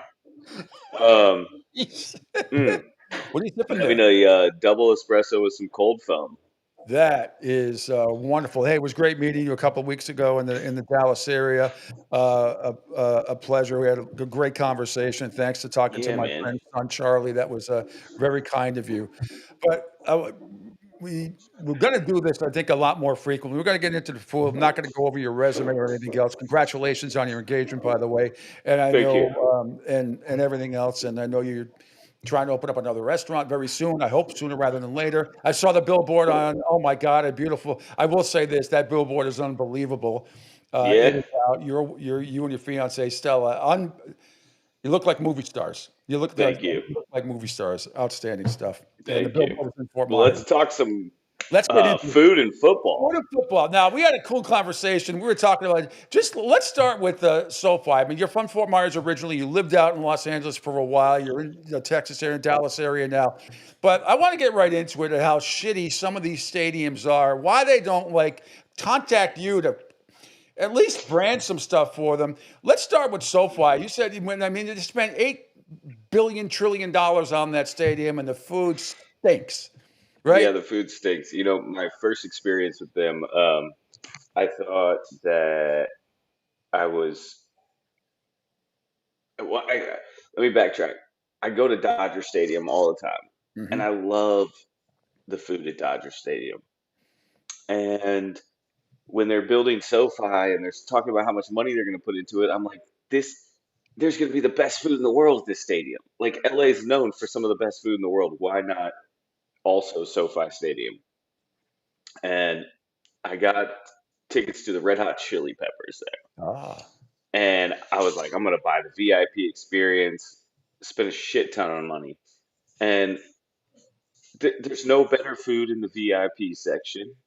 The bars are great, but still the drinks are like $36.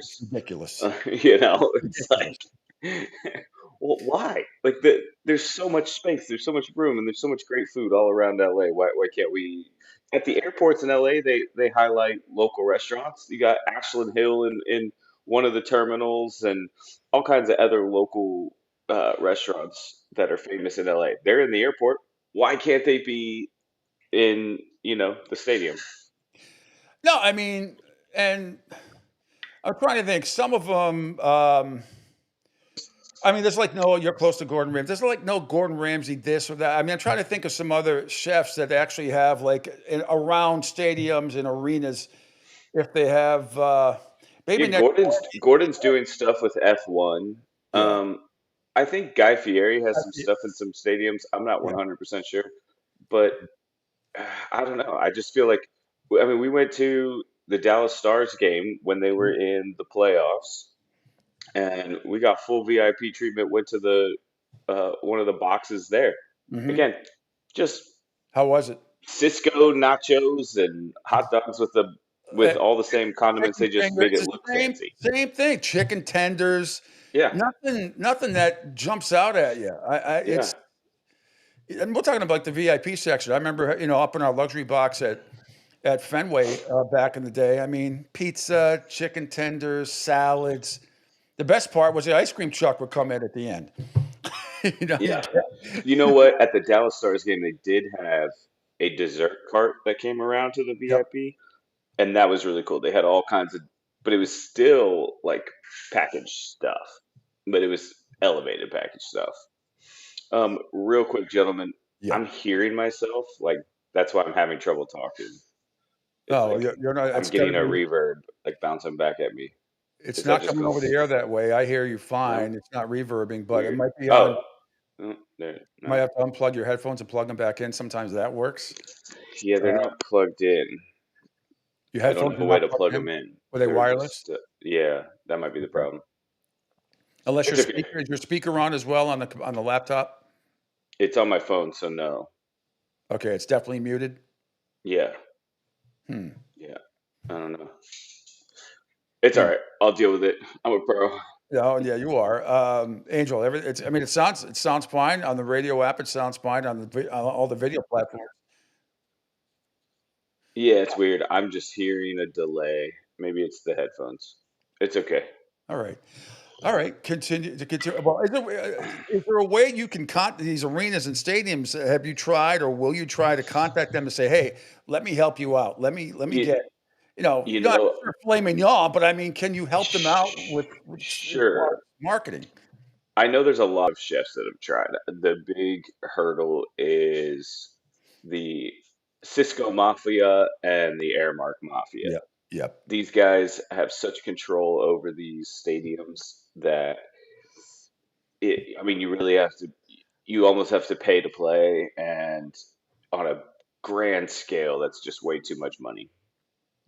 So I don't know. The people have to speak. The people have to stop buying the food at these venues and demanding better.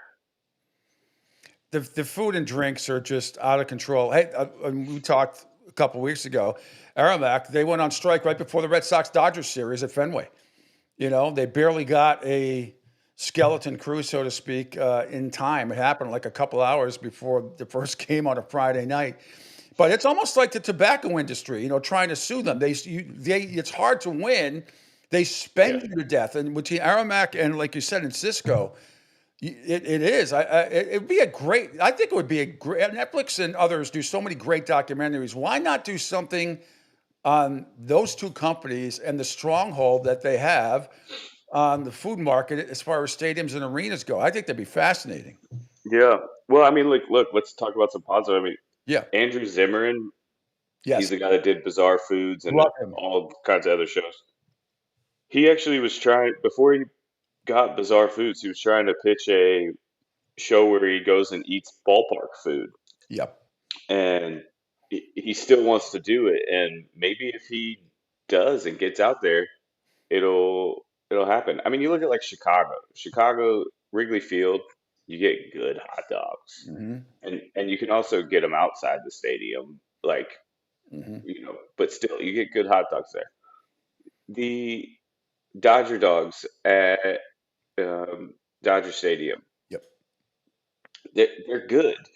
I think they used to be better. I remember my first Dodger dog being way better than the last one I had. But and I feel like here in Texas, they've got good food at the games because you can get some good barbecue. Uh, but what, you Yeah. know? Yeah, they do. I mean, I know in Baltimore, out in right field at Camden Yards, they have Boog Powell's. I think they still have it. It's a big barbecue area. It's part of the stadium. It's outside. It's actually quite good. It's kind of they do it low and slow. It's kind of not like last second. There needs to be, I think, more of that kind of stuff. I'm pretty sure they still have it, but Well, and look, there's the amount of space these stadiums have, the kitchens, etc. I know they're feeding a lot of people, and and they have to do it in a short window, right? So that is the big challenge. But if they stopped caring so much about these giant profit margins and supporting local, like for instance, I don't know, when you were out here, did you go to a Bucky's? yes, I went to Bucky's Okay, and it was Bucky's unbelievable. and yeah, Bucky's and HEB, Hmm. they pay their employees so well. They make sure they have a ton of employees on staff. And what is the result?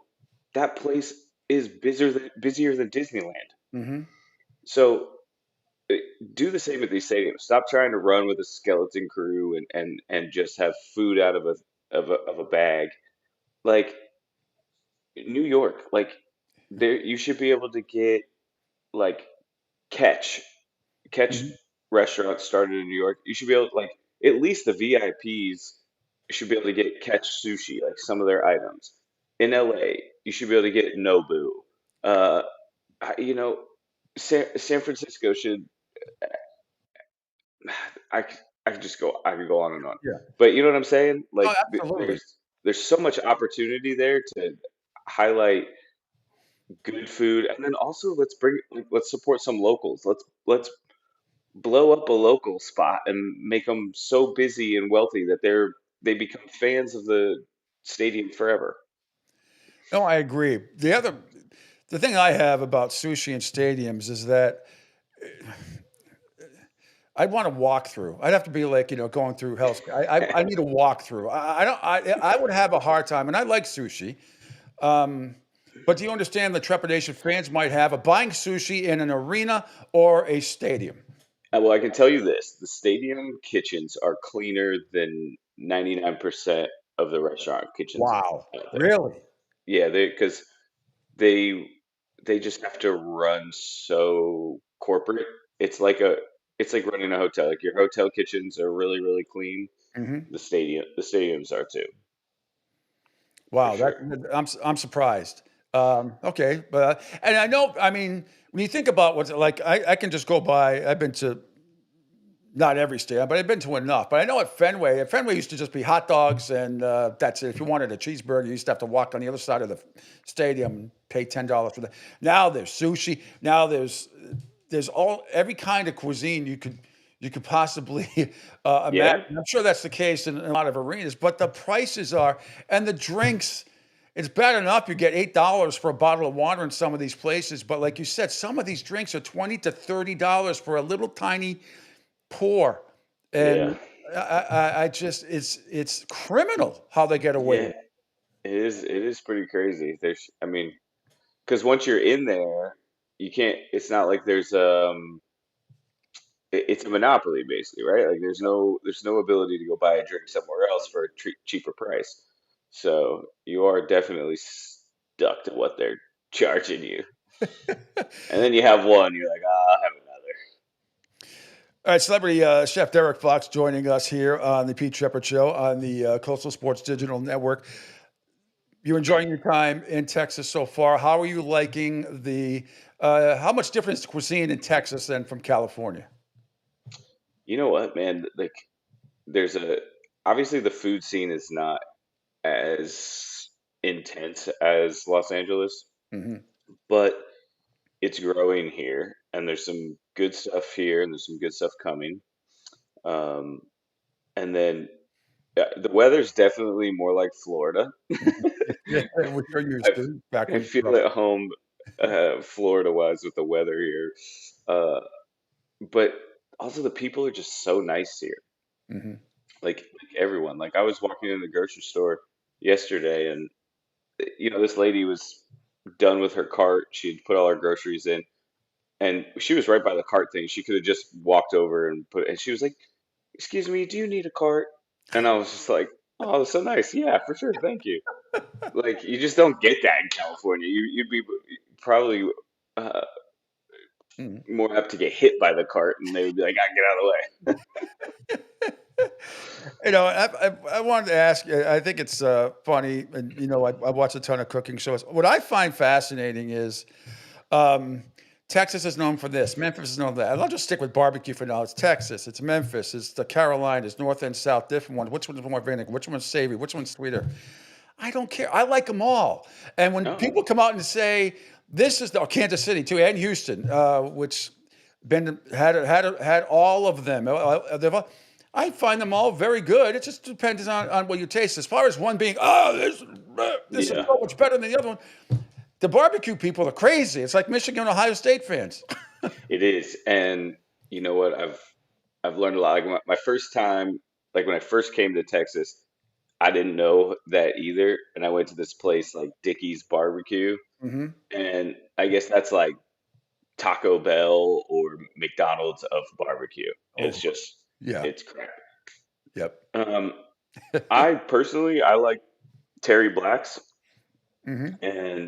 but I also haven't tried all the good ones. There's one down in Lockhart that's supposed to be amazing. There's Hutchins Barbecue out here. I'm still trying to get to, which I will say because it's like literally right across from the house that I private chef at. So there's one close. So I'm looking forward to trying. But yeah, it's a different beast. The Texas barbecue is insane. The places I went to in Houston, I did not go to a barbecue place in Dallas, that area where I was down there a couple weeks ago. But in Houston, I've been to off the chart. I'd have to say, and again, it depends on your taste. I've been to the Carolinas and had, it's more vinegary over there and some spot. If my own personal choice is Kansas City. There are several big hot spots there that I waited in line one place for over 45 minutes, which is not me. I don't like doing that, but I said, you know what? I Ubered here. I'm gonna fuck it. I'm gonna do it, and it was well worth it. They had about 11 people, and it was boom, boom, boom, boom. I mean, it was absolutely incredible. But I that's just me, personal preference. But I enjoyed everything, all of them when I went to all those states. Well, back to employees and profit margin and how it's affecting the busyness of the restaurant. Like Terry Black's, they have so many employees working, and that place will have a 3.5 hour line. Yeah, Like people will wait 3 hours down in Austin in line for Terry Black's. that's unbelievable. It's crazy. One of our, I think Texas wins with barbecue because I've had Kansas City and I do love Kansas City, especially a Kansas City dry rub. mhm. Um, but I think overall Texas wins with barbecue. I also think Colorado has the best Mexican food in the country. Really, but more than Yeah, California. way more. Really, Yeah. how come? I think there's actually more authentic Mexican food in the Denver metro area. Mhm. Um, way more flavorful. It's so good. Yeah, I mean, it's one of those things you just have to go and go to some Mexican restaurants out there. I've I can't even remember the name of it, but I remember there's one place you walk in and they're right, right in the door, just behind the glass wall. They have the big uh, stone that's hot, and they're cooking the tortillas and sopapillas on it, and Mhm. they're just cooking them fresh and sending them out to tables. I mean, it's like that, and Wow. it smelled so good. Yeah, amazing. That's awesome. A couple more minutes here because I know you're busy, busy, busy. You got to get out the door. I Dude, know man, you. you guys do this so early. You guys are crazy. Well, what's I come on at 7. Hey, I used to do 6 to 10 in the morning. You get up at 3:30 in the morning, have to drive. I mean, this is now my studio's in my house, so it's much easier here in Fort Myers. But Pete, Gen Z doesn't get up till 10:30. How are you reaching the Gen Z crowd? Oh, you'd be surprised. I mean, I was just talking about that with my other guest because he's 33 years old, the kid that works at WQAM. That's a millennial. I'm a millennial. We're up at we're 8. okay. Well, We're at the age where our prostates are starting to get large. We have to pee.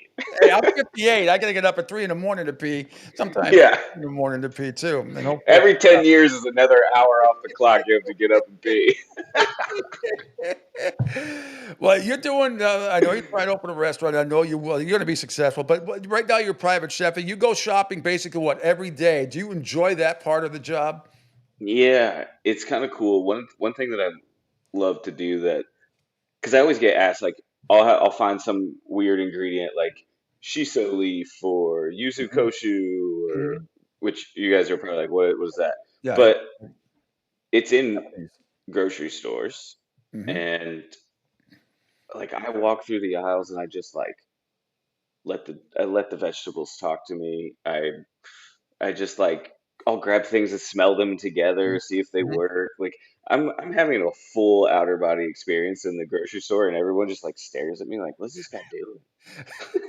Well, he's a top chef. That's why. I mean, that's what chefs do. That's what people who are successful do. I mean, smell first, right? You see that all the time, even on all the shows you were on. What do the chefs do? Joe Notorious, first thing up, sniff. Yep. Everything. I mean, and do you buy into the fact, the old cliche that you eat with your eyes first? Is that true all the time? You believe I think that? so, unless you know what you're eating. Like, like if you know you're having a sloppy Joe, you don't care how it looks if you know that it's good. But like, yeah, you definitely eat with your eyes first. So that's why I make sure the food tastes good, but I always push the the envelope on how pretty I can make the dish. And also, what I love about you is, I mean, you love everything. You know, you love everything. I don't understand sometimes how people get on these shows that pescatarian, they don't eat meat, they're vegans and everything, and they can't taste their food. I mean, I don't get it. I TV really don't just get it loves how it. they get picked for that stuff when you cannot taste. You're allergic to this. You're allergic. Now I understand that shit happens. I get it. But then how do you get picked to be on some of these great shows if you can't taste the food that you're making? Well, it's good because it creates drama.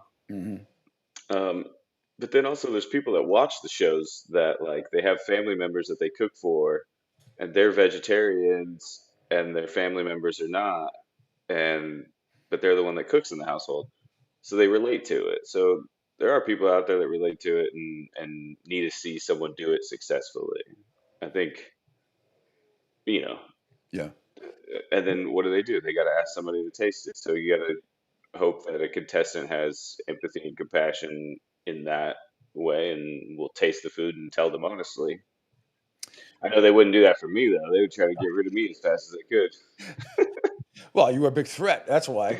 Yeah. So, I don't understand why you're not on more of these shows. I watch all this stuff on food, and I'm like, God, Chef Derrick would be great on this and Well, grab.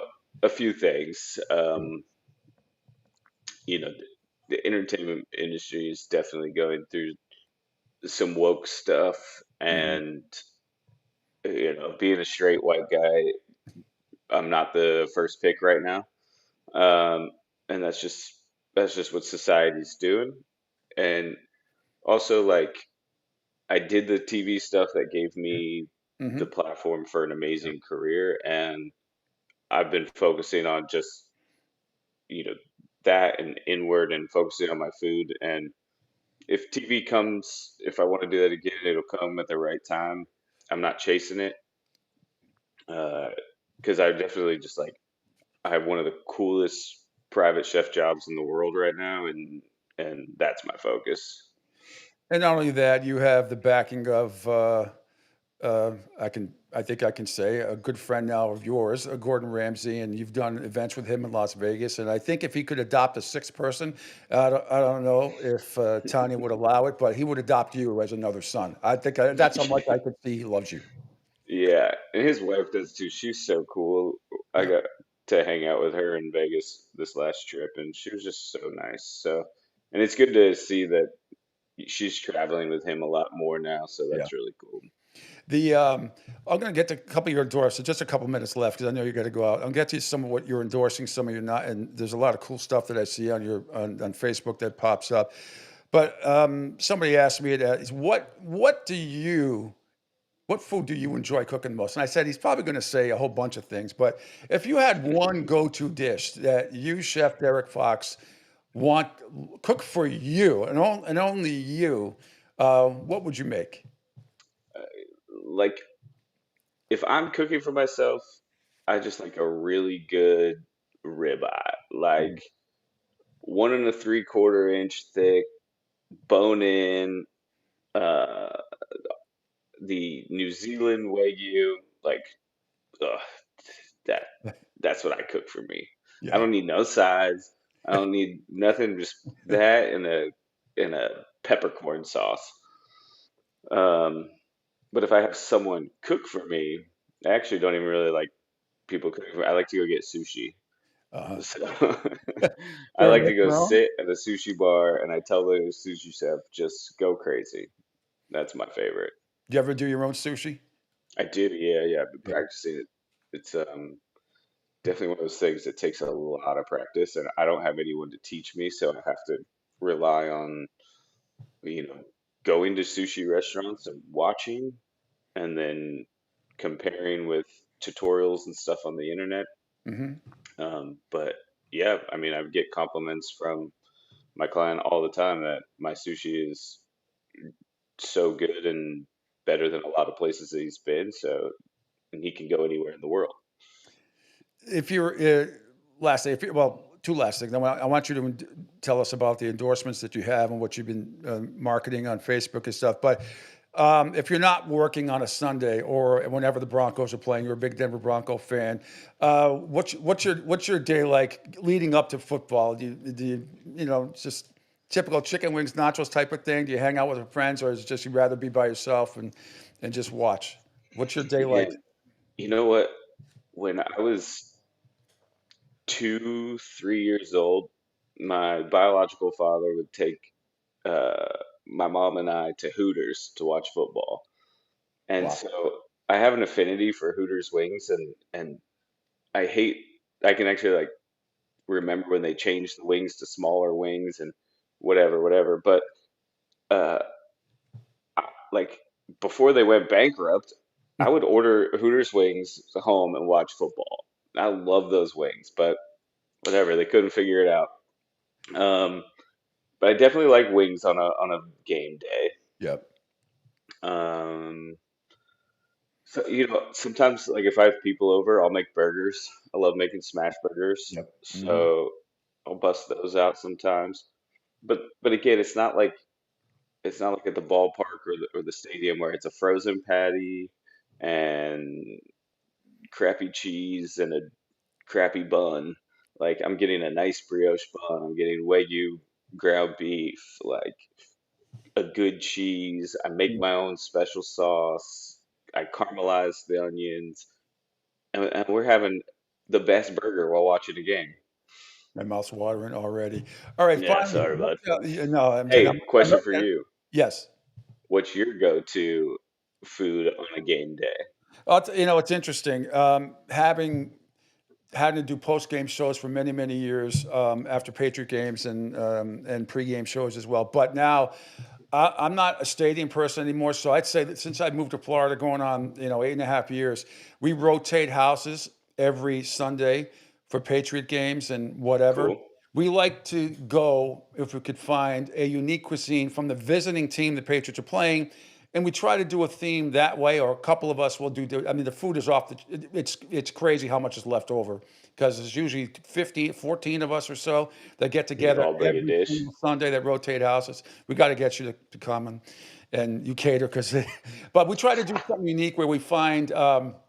A unique dish by the visiting team or something, indigenous to that area and try to come up with something, which I think is Interesting. kind of cool. Interesting. That's cool. Yeah. So like, if it's Philly, you're getting Philly cheesesteaks, Kansas Yeah. City barbecue. Yep. I'm trying to figure out for Vegas because I think Vegas. Your event's not included, but Gordon and some of that stuff is fantastic. I think Vegas has gone down. Not the real heavy gourmet places that are fantastic, but they're losing tourism there so fast. It's so damn expensive now and everything. So I'm trying to figure out now that they're the Las Vegas Raiders, what's indigenous to Vegas? I don't know. I mean, look, you got to go filet mignon and then all the fancy sides, truffle mash. Yeah. A Gruyere mac and cheese, that kind of stuff. Gruyere mac and cheese, my buddy Jim makes all the time. It's fantastic. I'm sure you would enjoy it. The truffle mash, I'm doing a football game with truffles. It's too expensive. Yeah. In fact, I just made those last night. We had truffles imported in, and I probably shaved a whole truffle into a pot of mashed potatoes. It's crazy. One guy says waffle fries with bacon, guac, green onions, and feta cheese. Yeah, okay, that makes a lot of different combinations. All right, what do you got going on? Waffle fries? Yeah, that's crazy. Interesting. Oh, that's you. Wow. Oh, that's you, Angel Martinez. Okay, that's good. All right, guys. What do you got going? What do you got going on with you? Yeah, we got discounts and all my faves at hexclad.com/Foxy. There's a Thor link in my bio for if you need kitchen stuff. They have the stoves, the ovens, the microwaves, the refrigerators. They're amazing. My Thor drink fridge has 2 separate levels in one fridge. Wow. You're really cold up top and then 56 degrees for red wine at the bottom. It's fantastic. So you can get that stuff in my Instagram bio. And yeah, just follow my Instagram, Chef Derrick Fox. Awesome. And if people want to have you, I mean, for a price, but you're a private chef, you'll basically, I think you told me you'll go anywhere if you have if it works out in your schedule, right? I mean, people can hire you. If I have the time off and the money's right, I'll come cook for you. Awesome. Awesome. Well, you're the man. Let's do this again sooner rather than later. We'll get into some other stadiums and I have a great segment I want to throw at you: do's and don'ts and myths and not myths as far as food goes. This is so much fun. Always love having you. Yeah, let's do that next time. This is great. Have a great day, my friend, and we will talk soon. All the gentlemen, best. thank you. There he goes, the one and only Chef Derrick Fox. If you've never seen MasterChef, shame on you. Go back; they're available on Hulu. Just go back and watch season 6. He should have won. Claudia beat him out at the end. I don't know how, but she did. And anyway, he's just a fantastic guy. And look at his products. Go on his Instagram page, and he's got stuff on Facebook and all social media. And I retweet some of his stuff as well. You will not find. He's a great chef and even better person. Just a great guy. I'm so happy you get to be on the show. Angel, we're going to take a quick break, and then my buddy Butch Stearns, sports director for Fox 25 in Boston, going to join me. And not going to do a lot about the Patriots and the Red Sox, although that may come up. But we will discuss Braintree American Little Leaguers who are in action this afternoon at 3 o'clock on ESPN against South Carolina. All part of the Pete Shepard Show coming up next here on the Coastal Sports Digital Network. Hi, folks. This is Gerard Moynihan of Moynihan Lumber, and I would like you to know that our company has been selling Anderson windows for over 60 years. See the complete line of Anderson windows at any of our 3 locations in North Reading, Beverly, or in Plastown, New Hampshire, or at MoynihanLumber.com. Hey everybody, it's Pete Shepard from the Coastal Sports Network. Want to tell you about my good friend Lou DiMuzio and his company. Lou is the president and founder of Ace Technology Advisors. They're big-time tech specialists.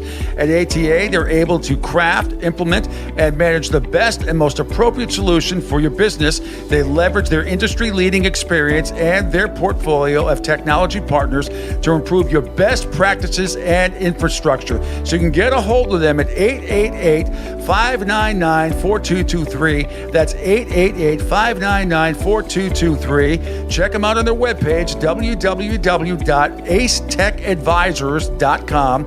That's www.acetechadvisors.com. Or you can email them, sales@acetechadvisors.com. Check out my friend Lou DiMuzio and Ace Technology Advisors.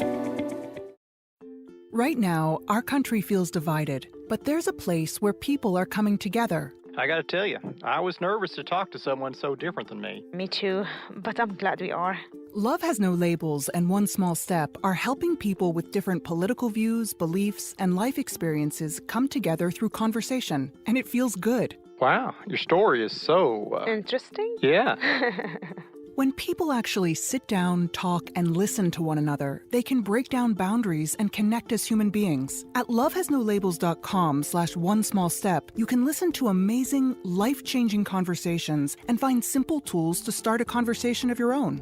I know one thing. This conversation gives me hope. It gives me a lot of hope, too. Take a step toward bringing our country and your community together by having the courage to start a conversation at lovehasnolabels.com/onesmallstep. A message from StoryCorps, Love Has No Labels, and the Ad Council. People do some pretty cool things in their 40s and 50s. Why should saving for retirement be any different? I mean, they go back to college, learn new instruments, start skateboarding. Whoa!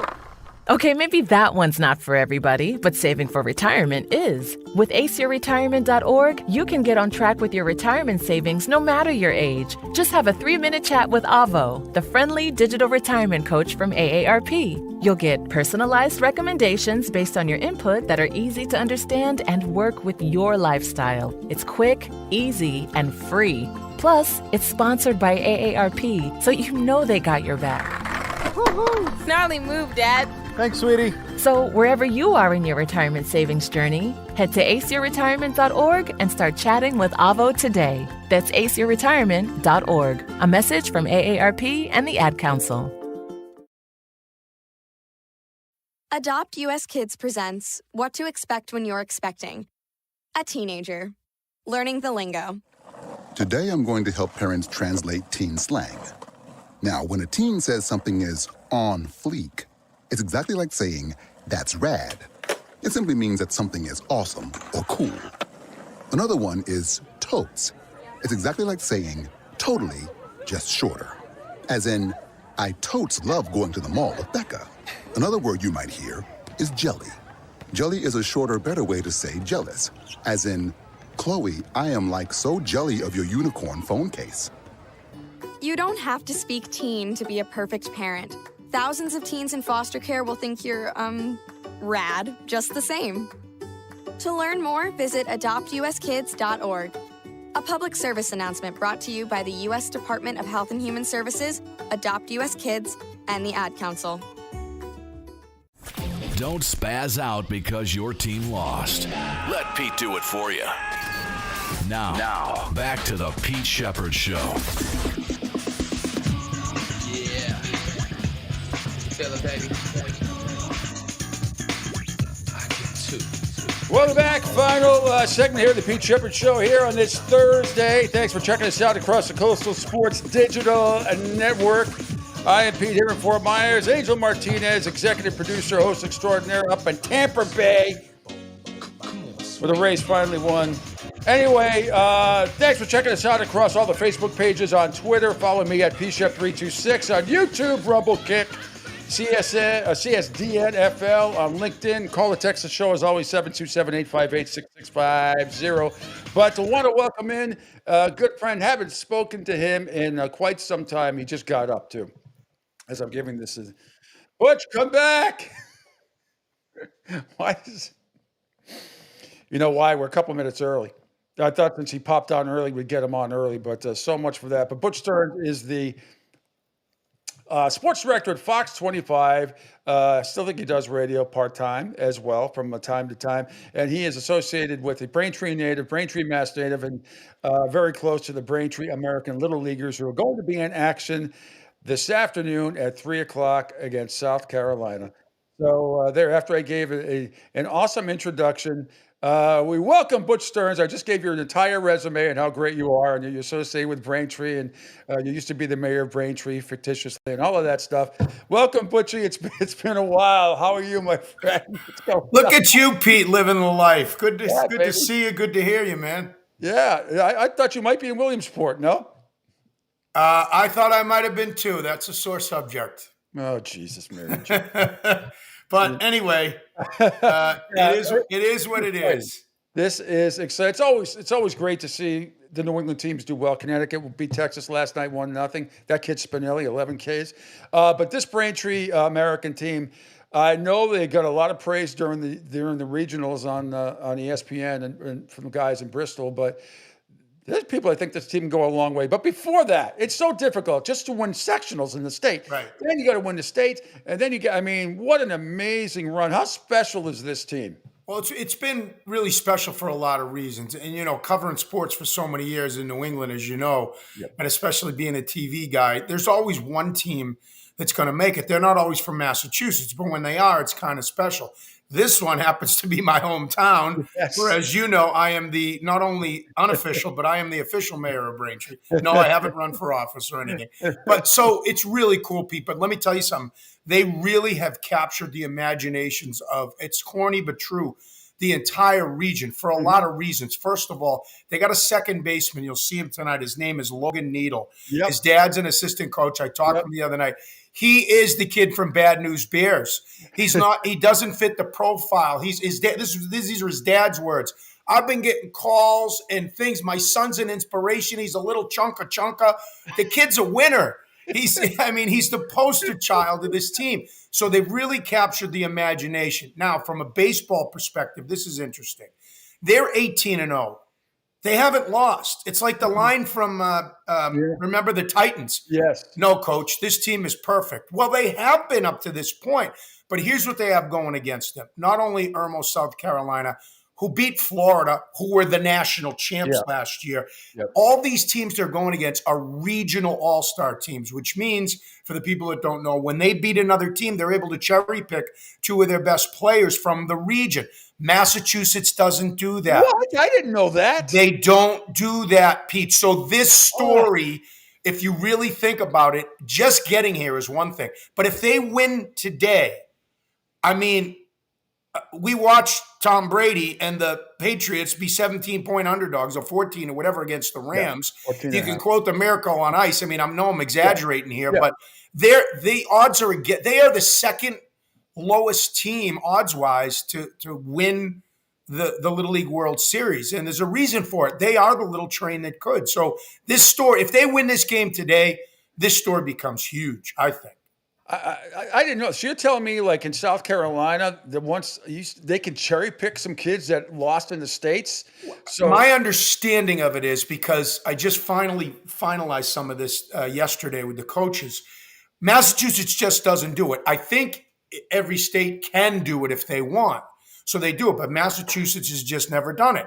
So I don't know why. I really haven't talked to the logic about it, but all three teams in their bracket are regional all-star teams, meaning they have kids from other towns that have played there. And so I don't like that at all. I don't either, because it's not really a level playing ground. But, the one thing about Braintree, if you've watched them at all, if you didn't ever watch the regionals, there's a long history in this town of baseball. It's not the only one. They beat Walpole 1-0 in the regional championship game in a town that Gene Levanchi on our station just did with the Braintree High School head baseball coach, who drove down to Williamsport because he's never been there. And there's a history. They play defense. They play baseball, Pete. They don't swing for the fences. They back each other up. They hit the ball the other way. I had to remind myself in the 2 extra innings they had in that game to get here, both those teams, New Hampshire and Mass, I had to remind myself the plays that were being made. These are 12-year-olds. Mm-hmm. A play at the plate, a third baseman who, with the run that would have won the game on third, checking him back and throwing it to first. The Red Sox don't even play that. I know. The fundamental, it's unbelievable. And that's a tribute to, the great coaches, right? Coach Persoli. And what's different in Braintree, or I think a little different than a lot of other towns, is these kids still play baseball year round. They have a Braintree Baseball Academy. They have hitting cages where they can go. So, and it's, a lot of towns, the kids play 4 sports, 3 sports. Some of these kids do, but they live, eat, and breathe baseball. And you can't say that's true, at least in Massachusetts, for every other town. Well, you're right, because it's hard to practice. I mean, you guys only get. I know. I lived up there. It's only like 3.5 months of good weather anyway. Not anymore. Not anymore for you. No, that's not every day. But I'm saying, I mean, that's great to have a facility like that. You have to train inside a lot of it. Yeah. It's a big difference. When you have those kind of advantages, you can train all year round inside. Right. During the winter. It's also you always hear about Nick Saban and Belichick and others, and there's a program. There's kind of a program here. The Little League people that organize it are not doing it on their own. They're in touch with the older coaches and the high school. So there is like a feeder program. Some of these kids go to private schools, but Braintree's always had other kids coming up that know how to play the game, Well, I've seen this team twice. I've got to see him on TV twice. Not just because he's Italian, but I love Frankie Fasoli. I love that kid. Is he pitching today? I think Guthrow started. So this kid Guthrow, there have been several people that have said to me, this is the best Little League player I've ever seen. So he's a third baseman and a pitcher, and he's starting. They're their two best players, Guthrow and Fasoli. But you got to love Frankie Fasoli. By the way, if you saw that winning run in the extra innings of the regional game, it's a play they practice, Pete. What he did was he runs home, but then he sprinted back towards third. You know why? The catcher doesn't throw that ball if he doesn't run home and stop. And when he stopped, he got the throw that he wanted, and it scored that run, and it got them to the Little League World Series. Yep. Yeah, he's an inspirational kid. When he pitches, oh my goodness, the expression on his face. I love him. I love it. Again, they all play. But tell me about the coaching staff and. Did they all coach in house league too before, and then he assembled the all-star coaches based on the house league, Braintree America or Braintree National? Do they combine coaches depending on what teams make the playoff, that kind of thing? Well, this is a local all-star team, so there is Braintree All-American and Braintree National in the town of Braintree, and it's really just one side of town and the other. I grew up in South Braintree, so the other one, Braintree National, is from the wrong side of the tracks, Pete. But anyway, as far as the coaches, interesting. Frankie Fasoli has fallen in love with baseball over like the last 10 years. I don't know Frank that well. I really just got to know him during this run. But he has a batting cage. All the kids come to his house. But he was a football guy growing up. So he's the head coach. But he's really inspirational in his simplicity. He's sort of like Gene Hackman in Hoosiers a little bit with these kids, But the other two coaches, their sons play, PJ Kippenhan and Sean Needle, and so it's kind of classic. They just they've coached them all year. They've coached their kids. That's what happens in Little League, and it's kind of cool that they're all along for the ride together.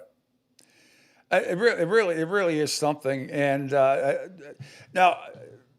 Things might have changed. I mean, they were out there on Friday. That's a long time to be out there when the tournament started on Wednesday. I don't remember, and some of the great New England teams from Massachusetts, Rhode Island, New Hampshire, even that have gone pretty deep, and Connecticut pretty deep into the World Series before. But I don't remember leaving them that.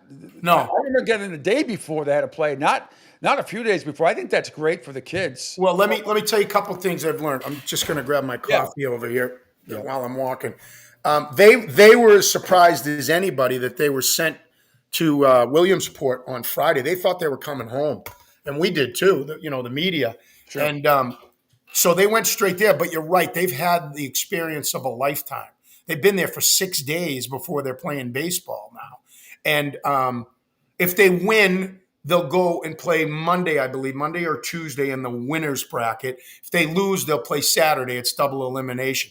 Here's a couple other things that were interesting. The support, you always hear this, but both the emotional, the fan, and the financial support has been unbelievable. They had a GoFundMe page. Within 3 days after they won the regional, they raised $48,000, and they stopped it. They said that's enough. They decided, the people that run the league, decided to give $4,000 to each family, which paid for all their travel, all their accommodations. If people took some days off from work, I mean, imagine your kid going to this thing and not being able to go. And Frank Fasoli, the head coach, this is what I did a Zoom with the two assistant coaches the other day. I played your feature yesterday on the show. Oh, okay. You saw that. So I he did. gave. You heard PJ Kippenham say he gave these kids $100 to go into the. They thought they were giving them gold bullion.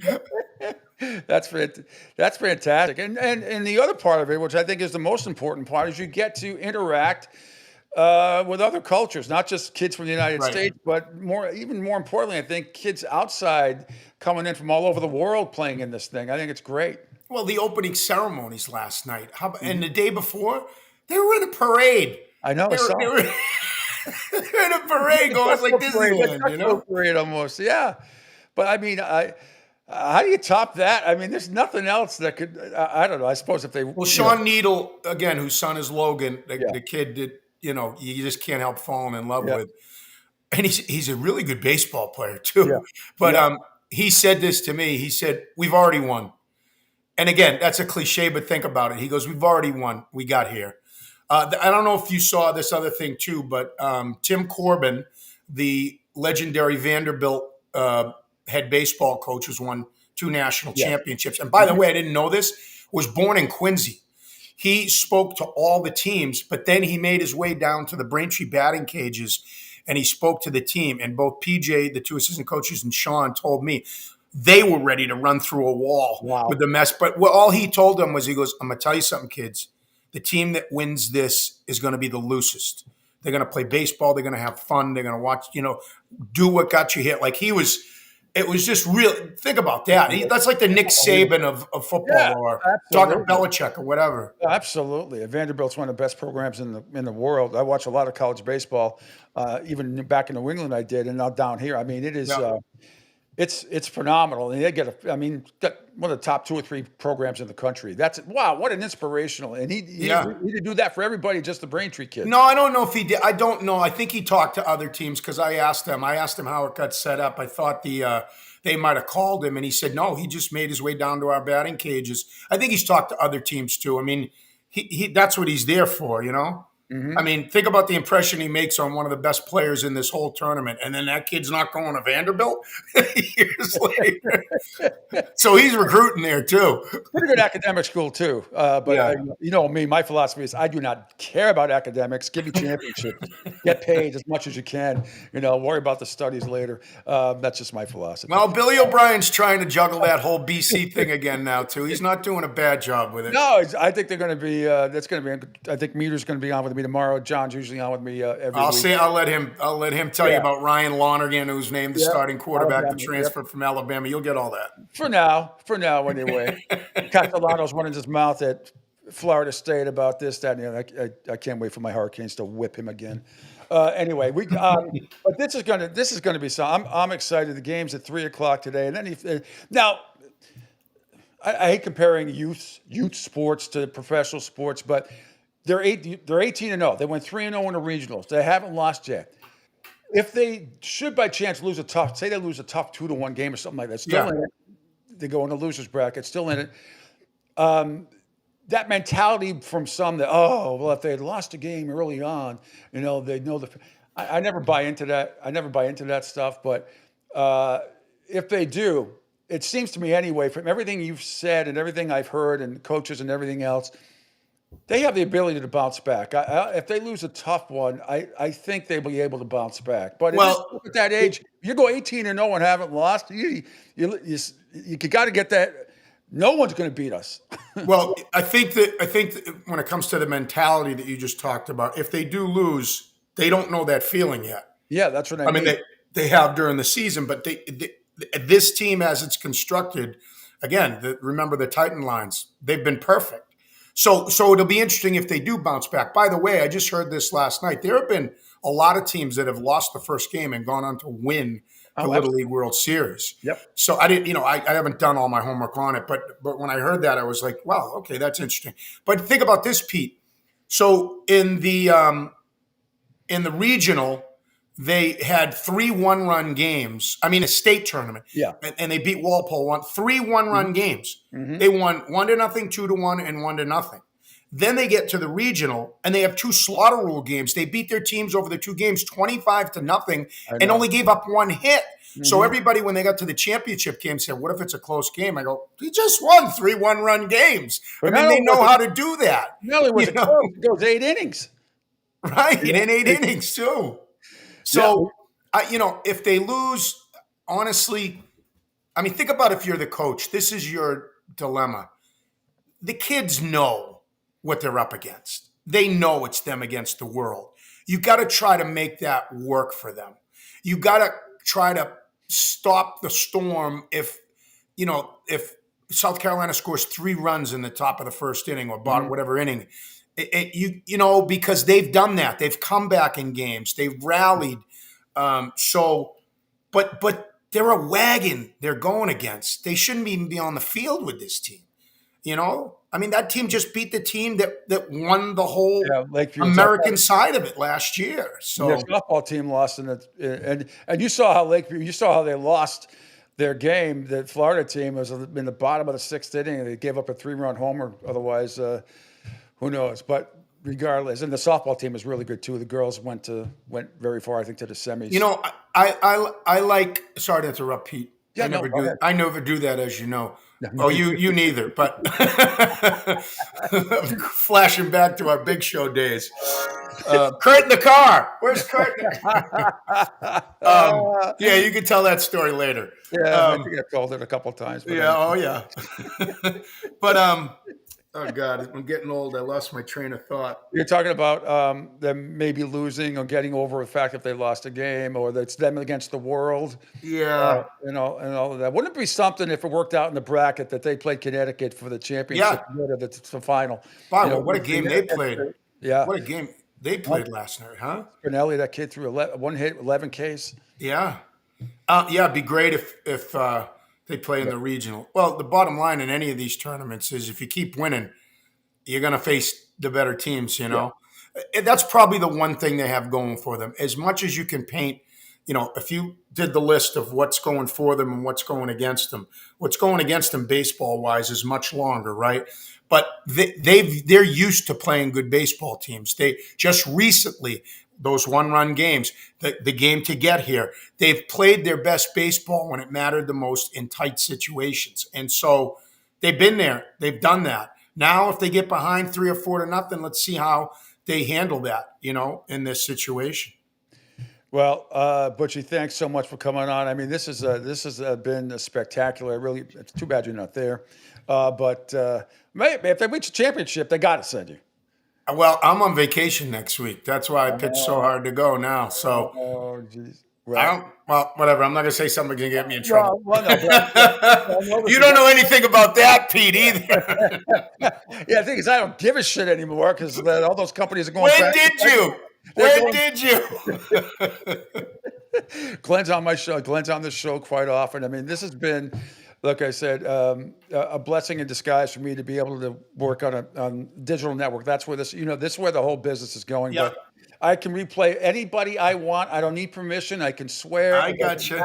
And I love, I played your stuff from Fire. I always give everybody credit, obviously, but it's public domain. So anything that's interesting video-wise, I play. And we have, I'm happy for you and proud of you, Pete. And, I know you feel the same way. I look back at, I've been doing this for 40 years. You almost as much, right? 38 and a half. Yeah. And, I think we all agree. The Big Show, when we look back at it, was really, if not the highlight, one of the biggest highlights of my career. It was just, you came in, you sat down with a cast of characters. Some days you didn't even know who they were going to be, whether it was Billy Bird or Steve Burton or Steve Buckley or Sean McAdam or Fred and Steve. By the way, Freddie's doing okay. I don't know if you talked to him. I saw him last year when Glenn got inducted to the Massachusetts Broadcasters Hall of Fame. I flew up for that. And we ended up going to Davio's after. Steve DiFilippo did a he's in Braintree.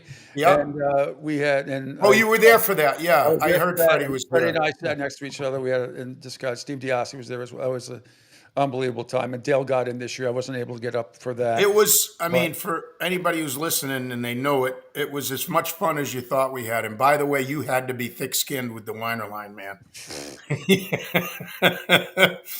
You know, it's that classic line. You meet some guys in college or whatever, and they're like, why are you guys ragging on each other? That's how we love each other. If we're not talking about you, you better worry.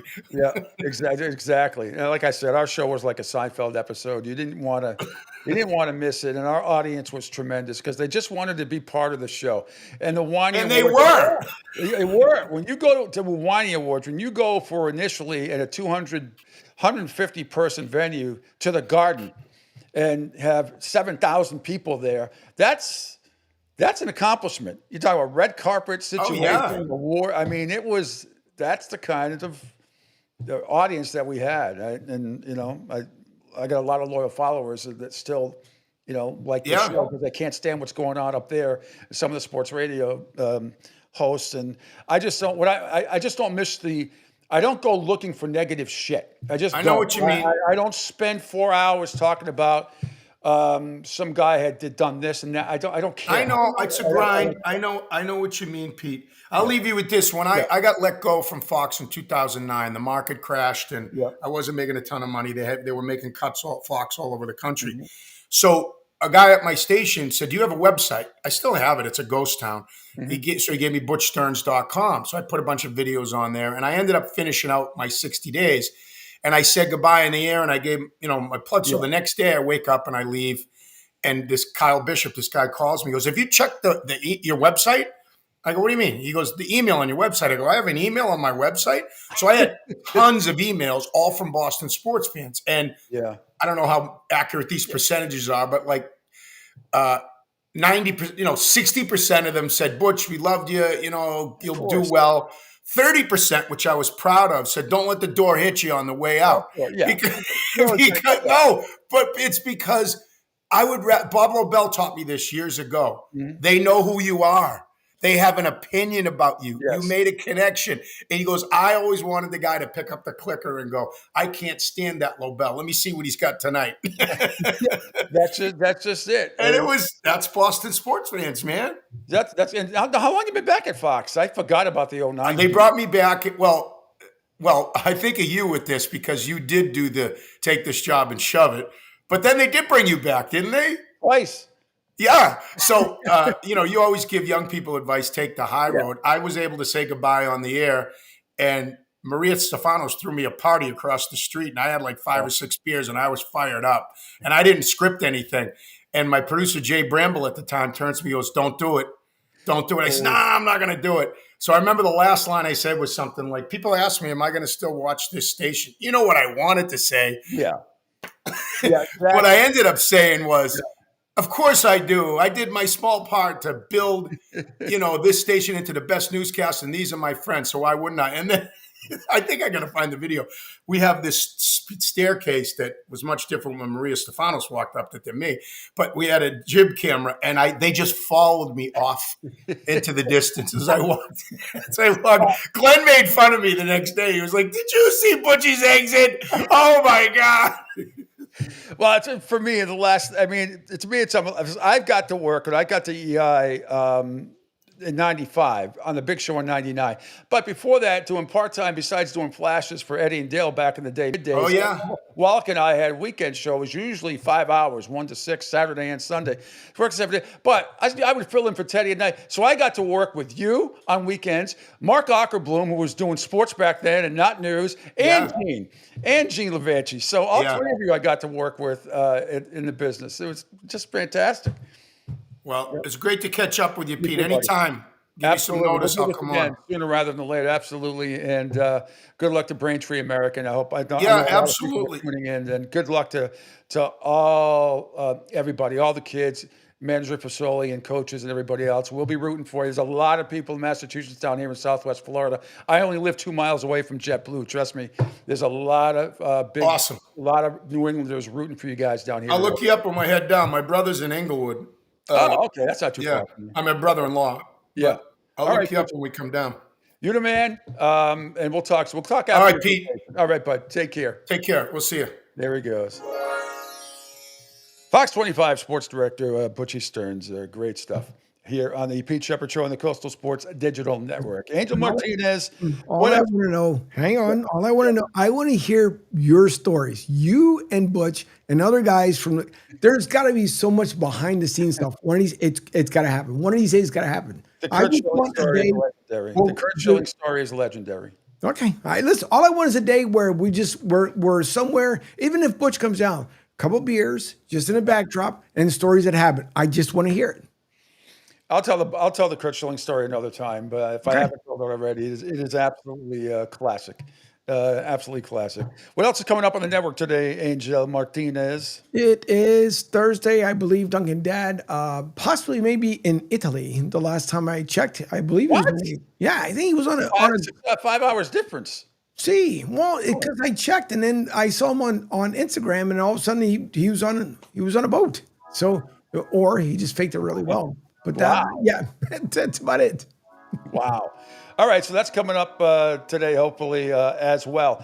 All right, back tomorrow is Friday. I think Meta's going to join me. I think Jerry Thornton, hopefully from Barstool Sports as well, will join me here on the Pete Shepherd Show on the Coastal Sports Digital Network. Thanks to Angel Martinez. Thanks to Butch Stearns.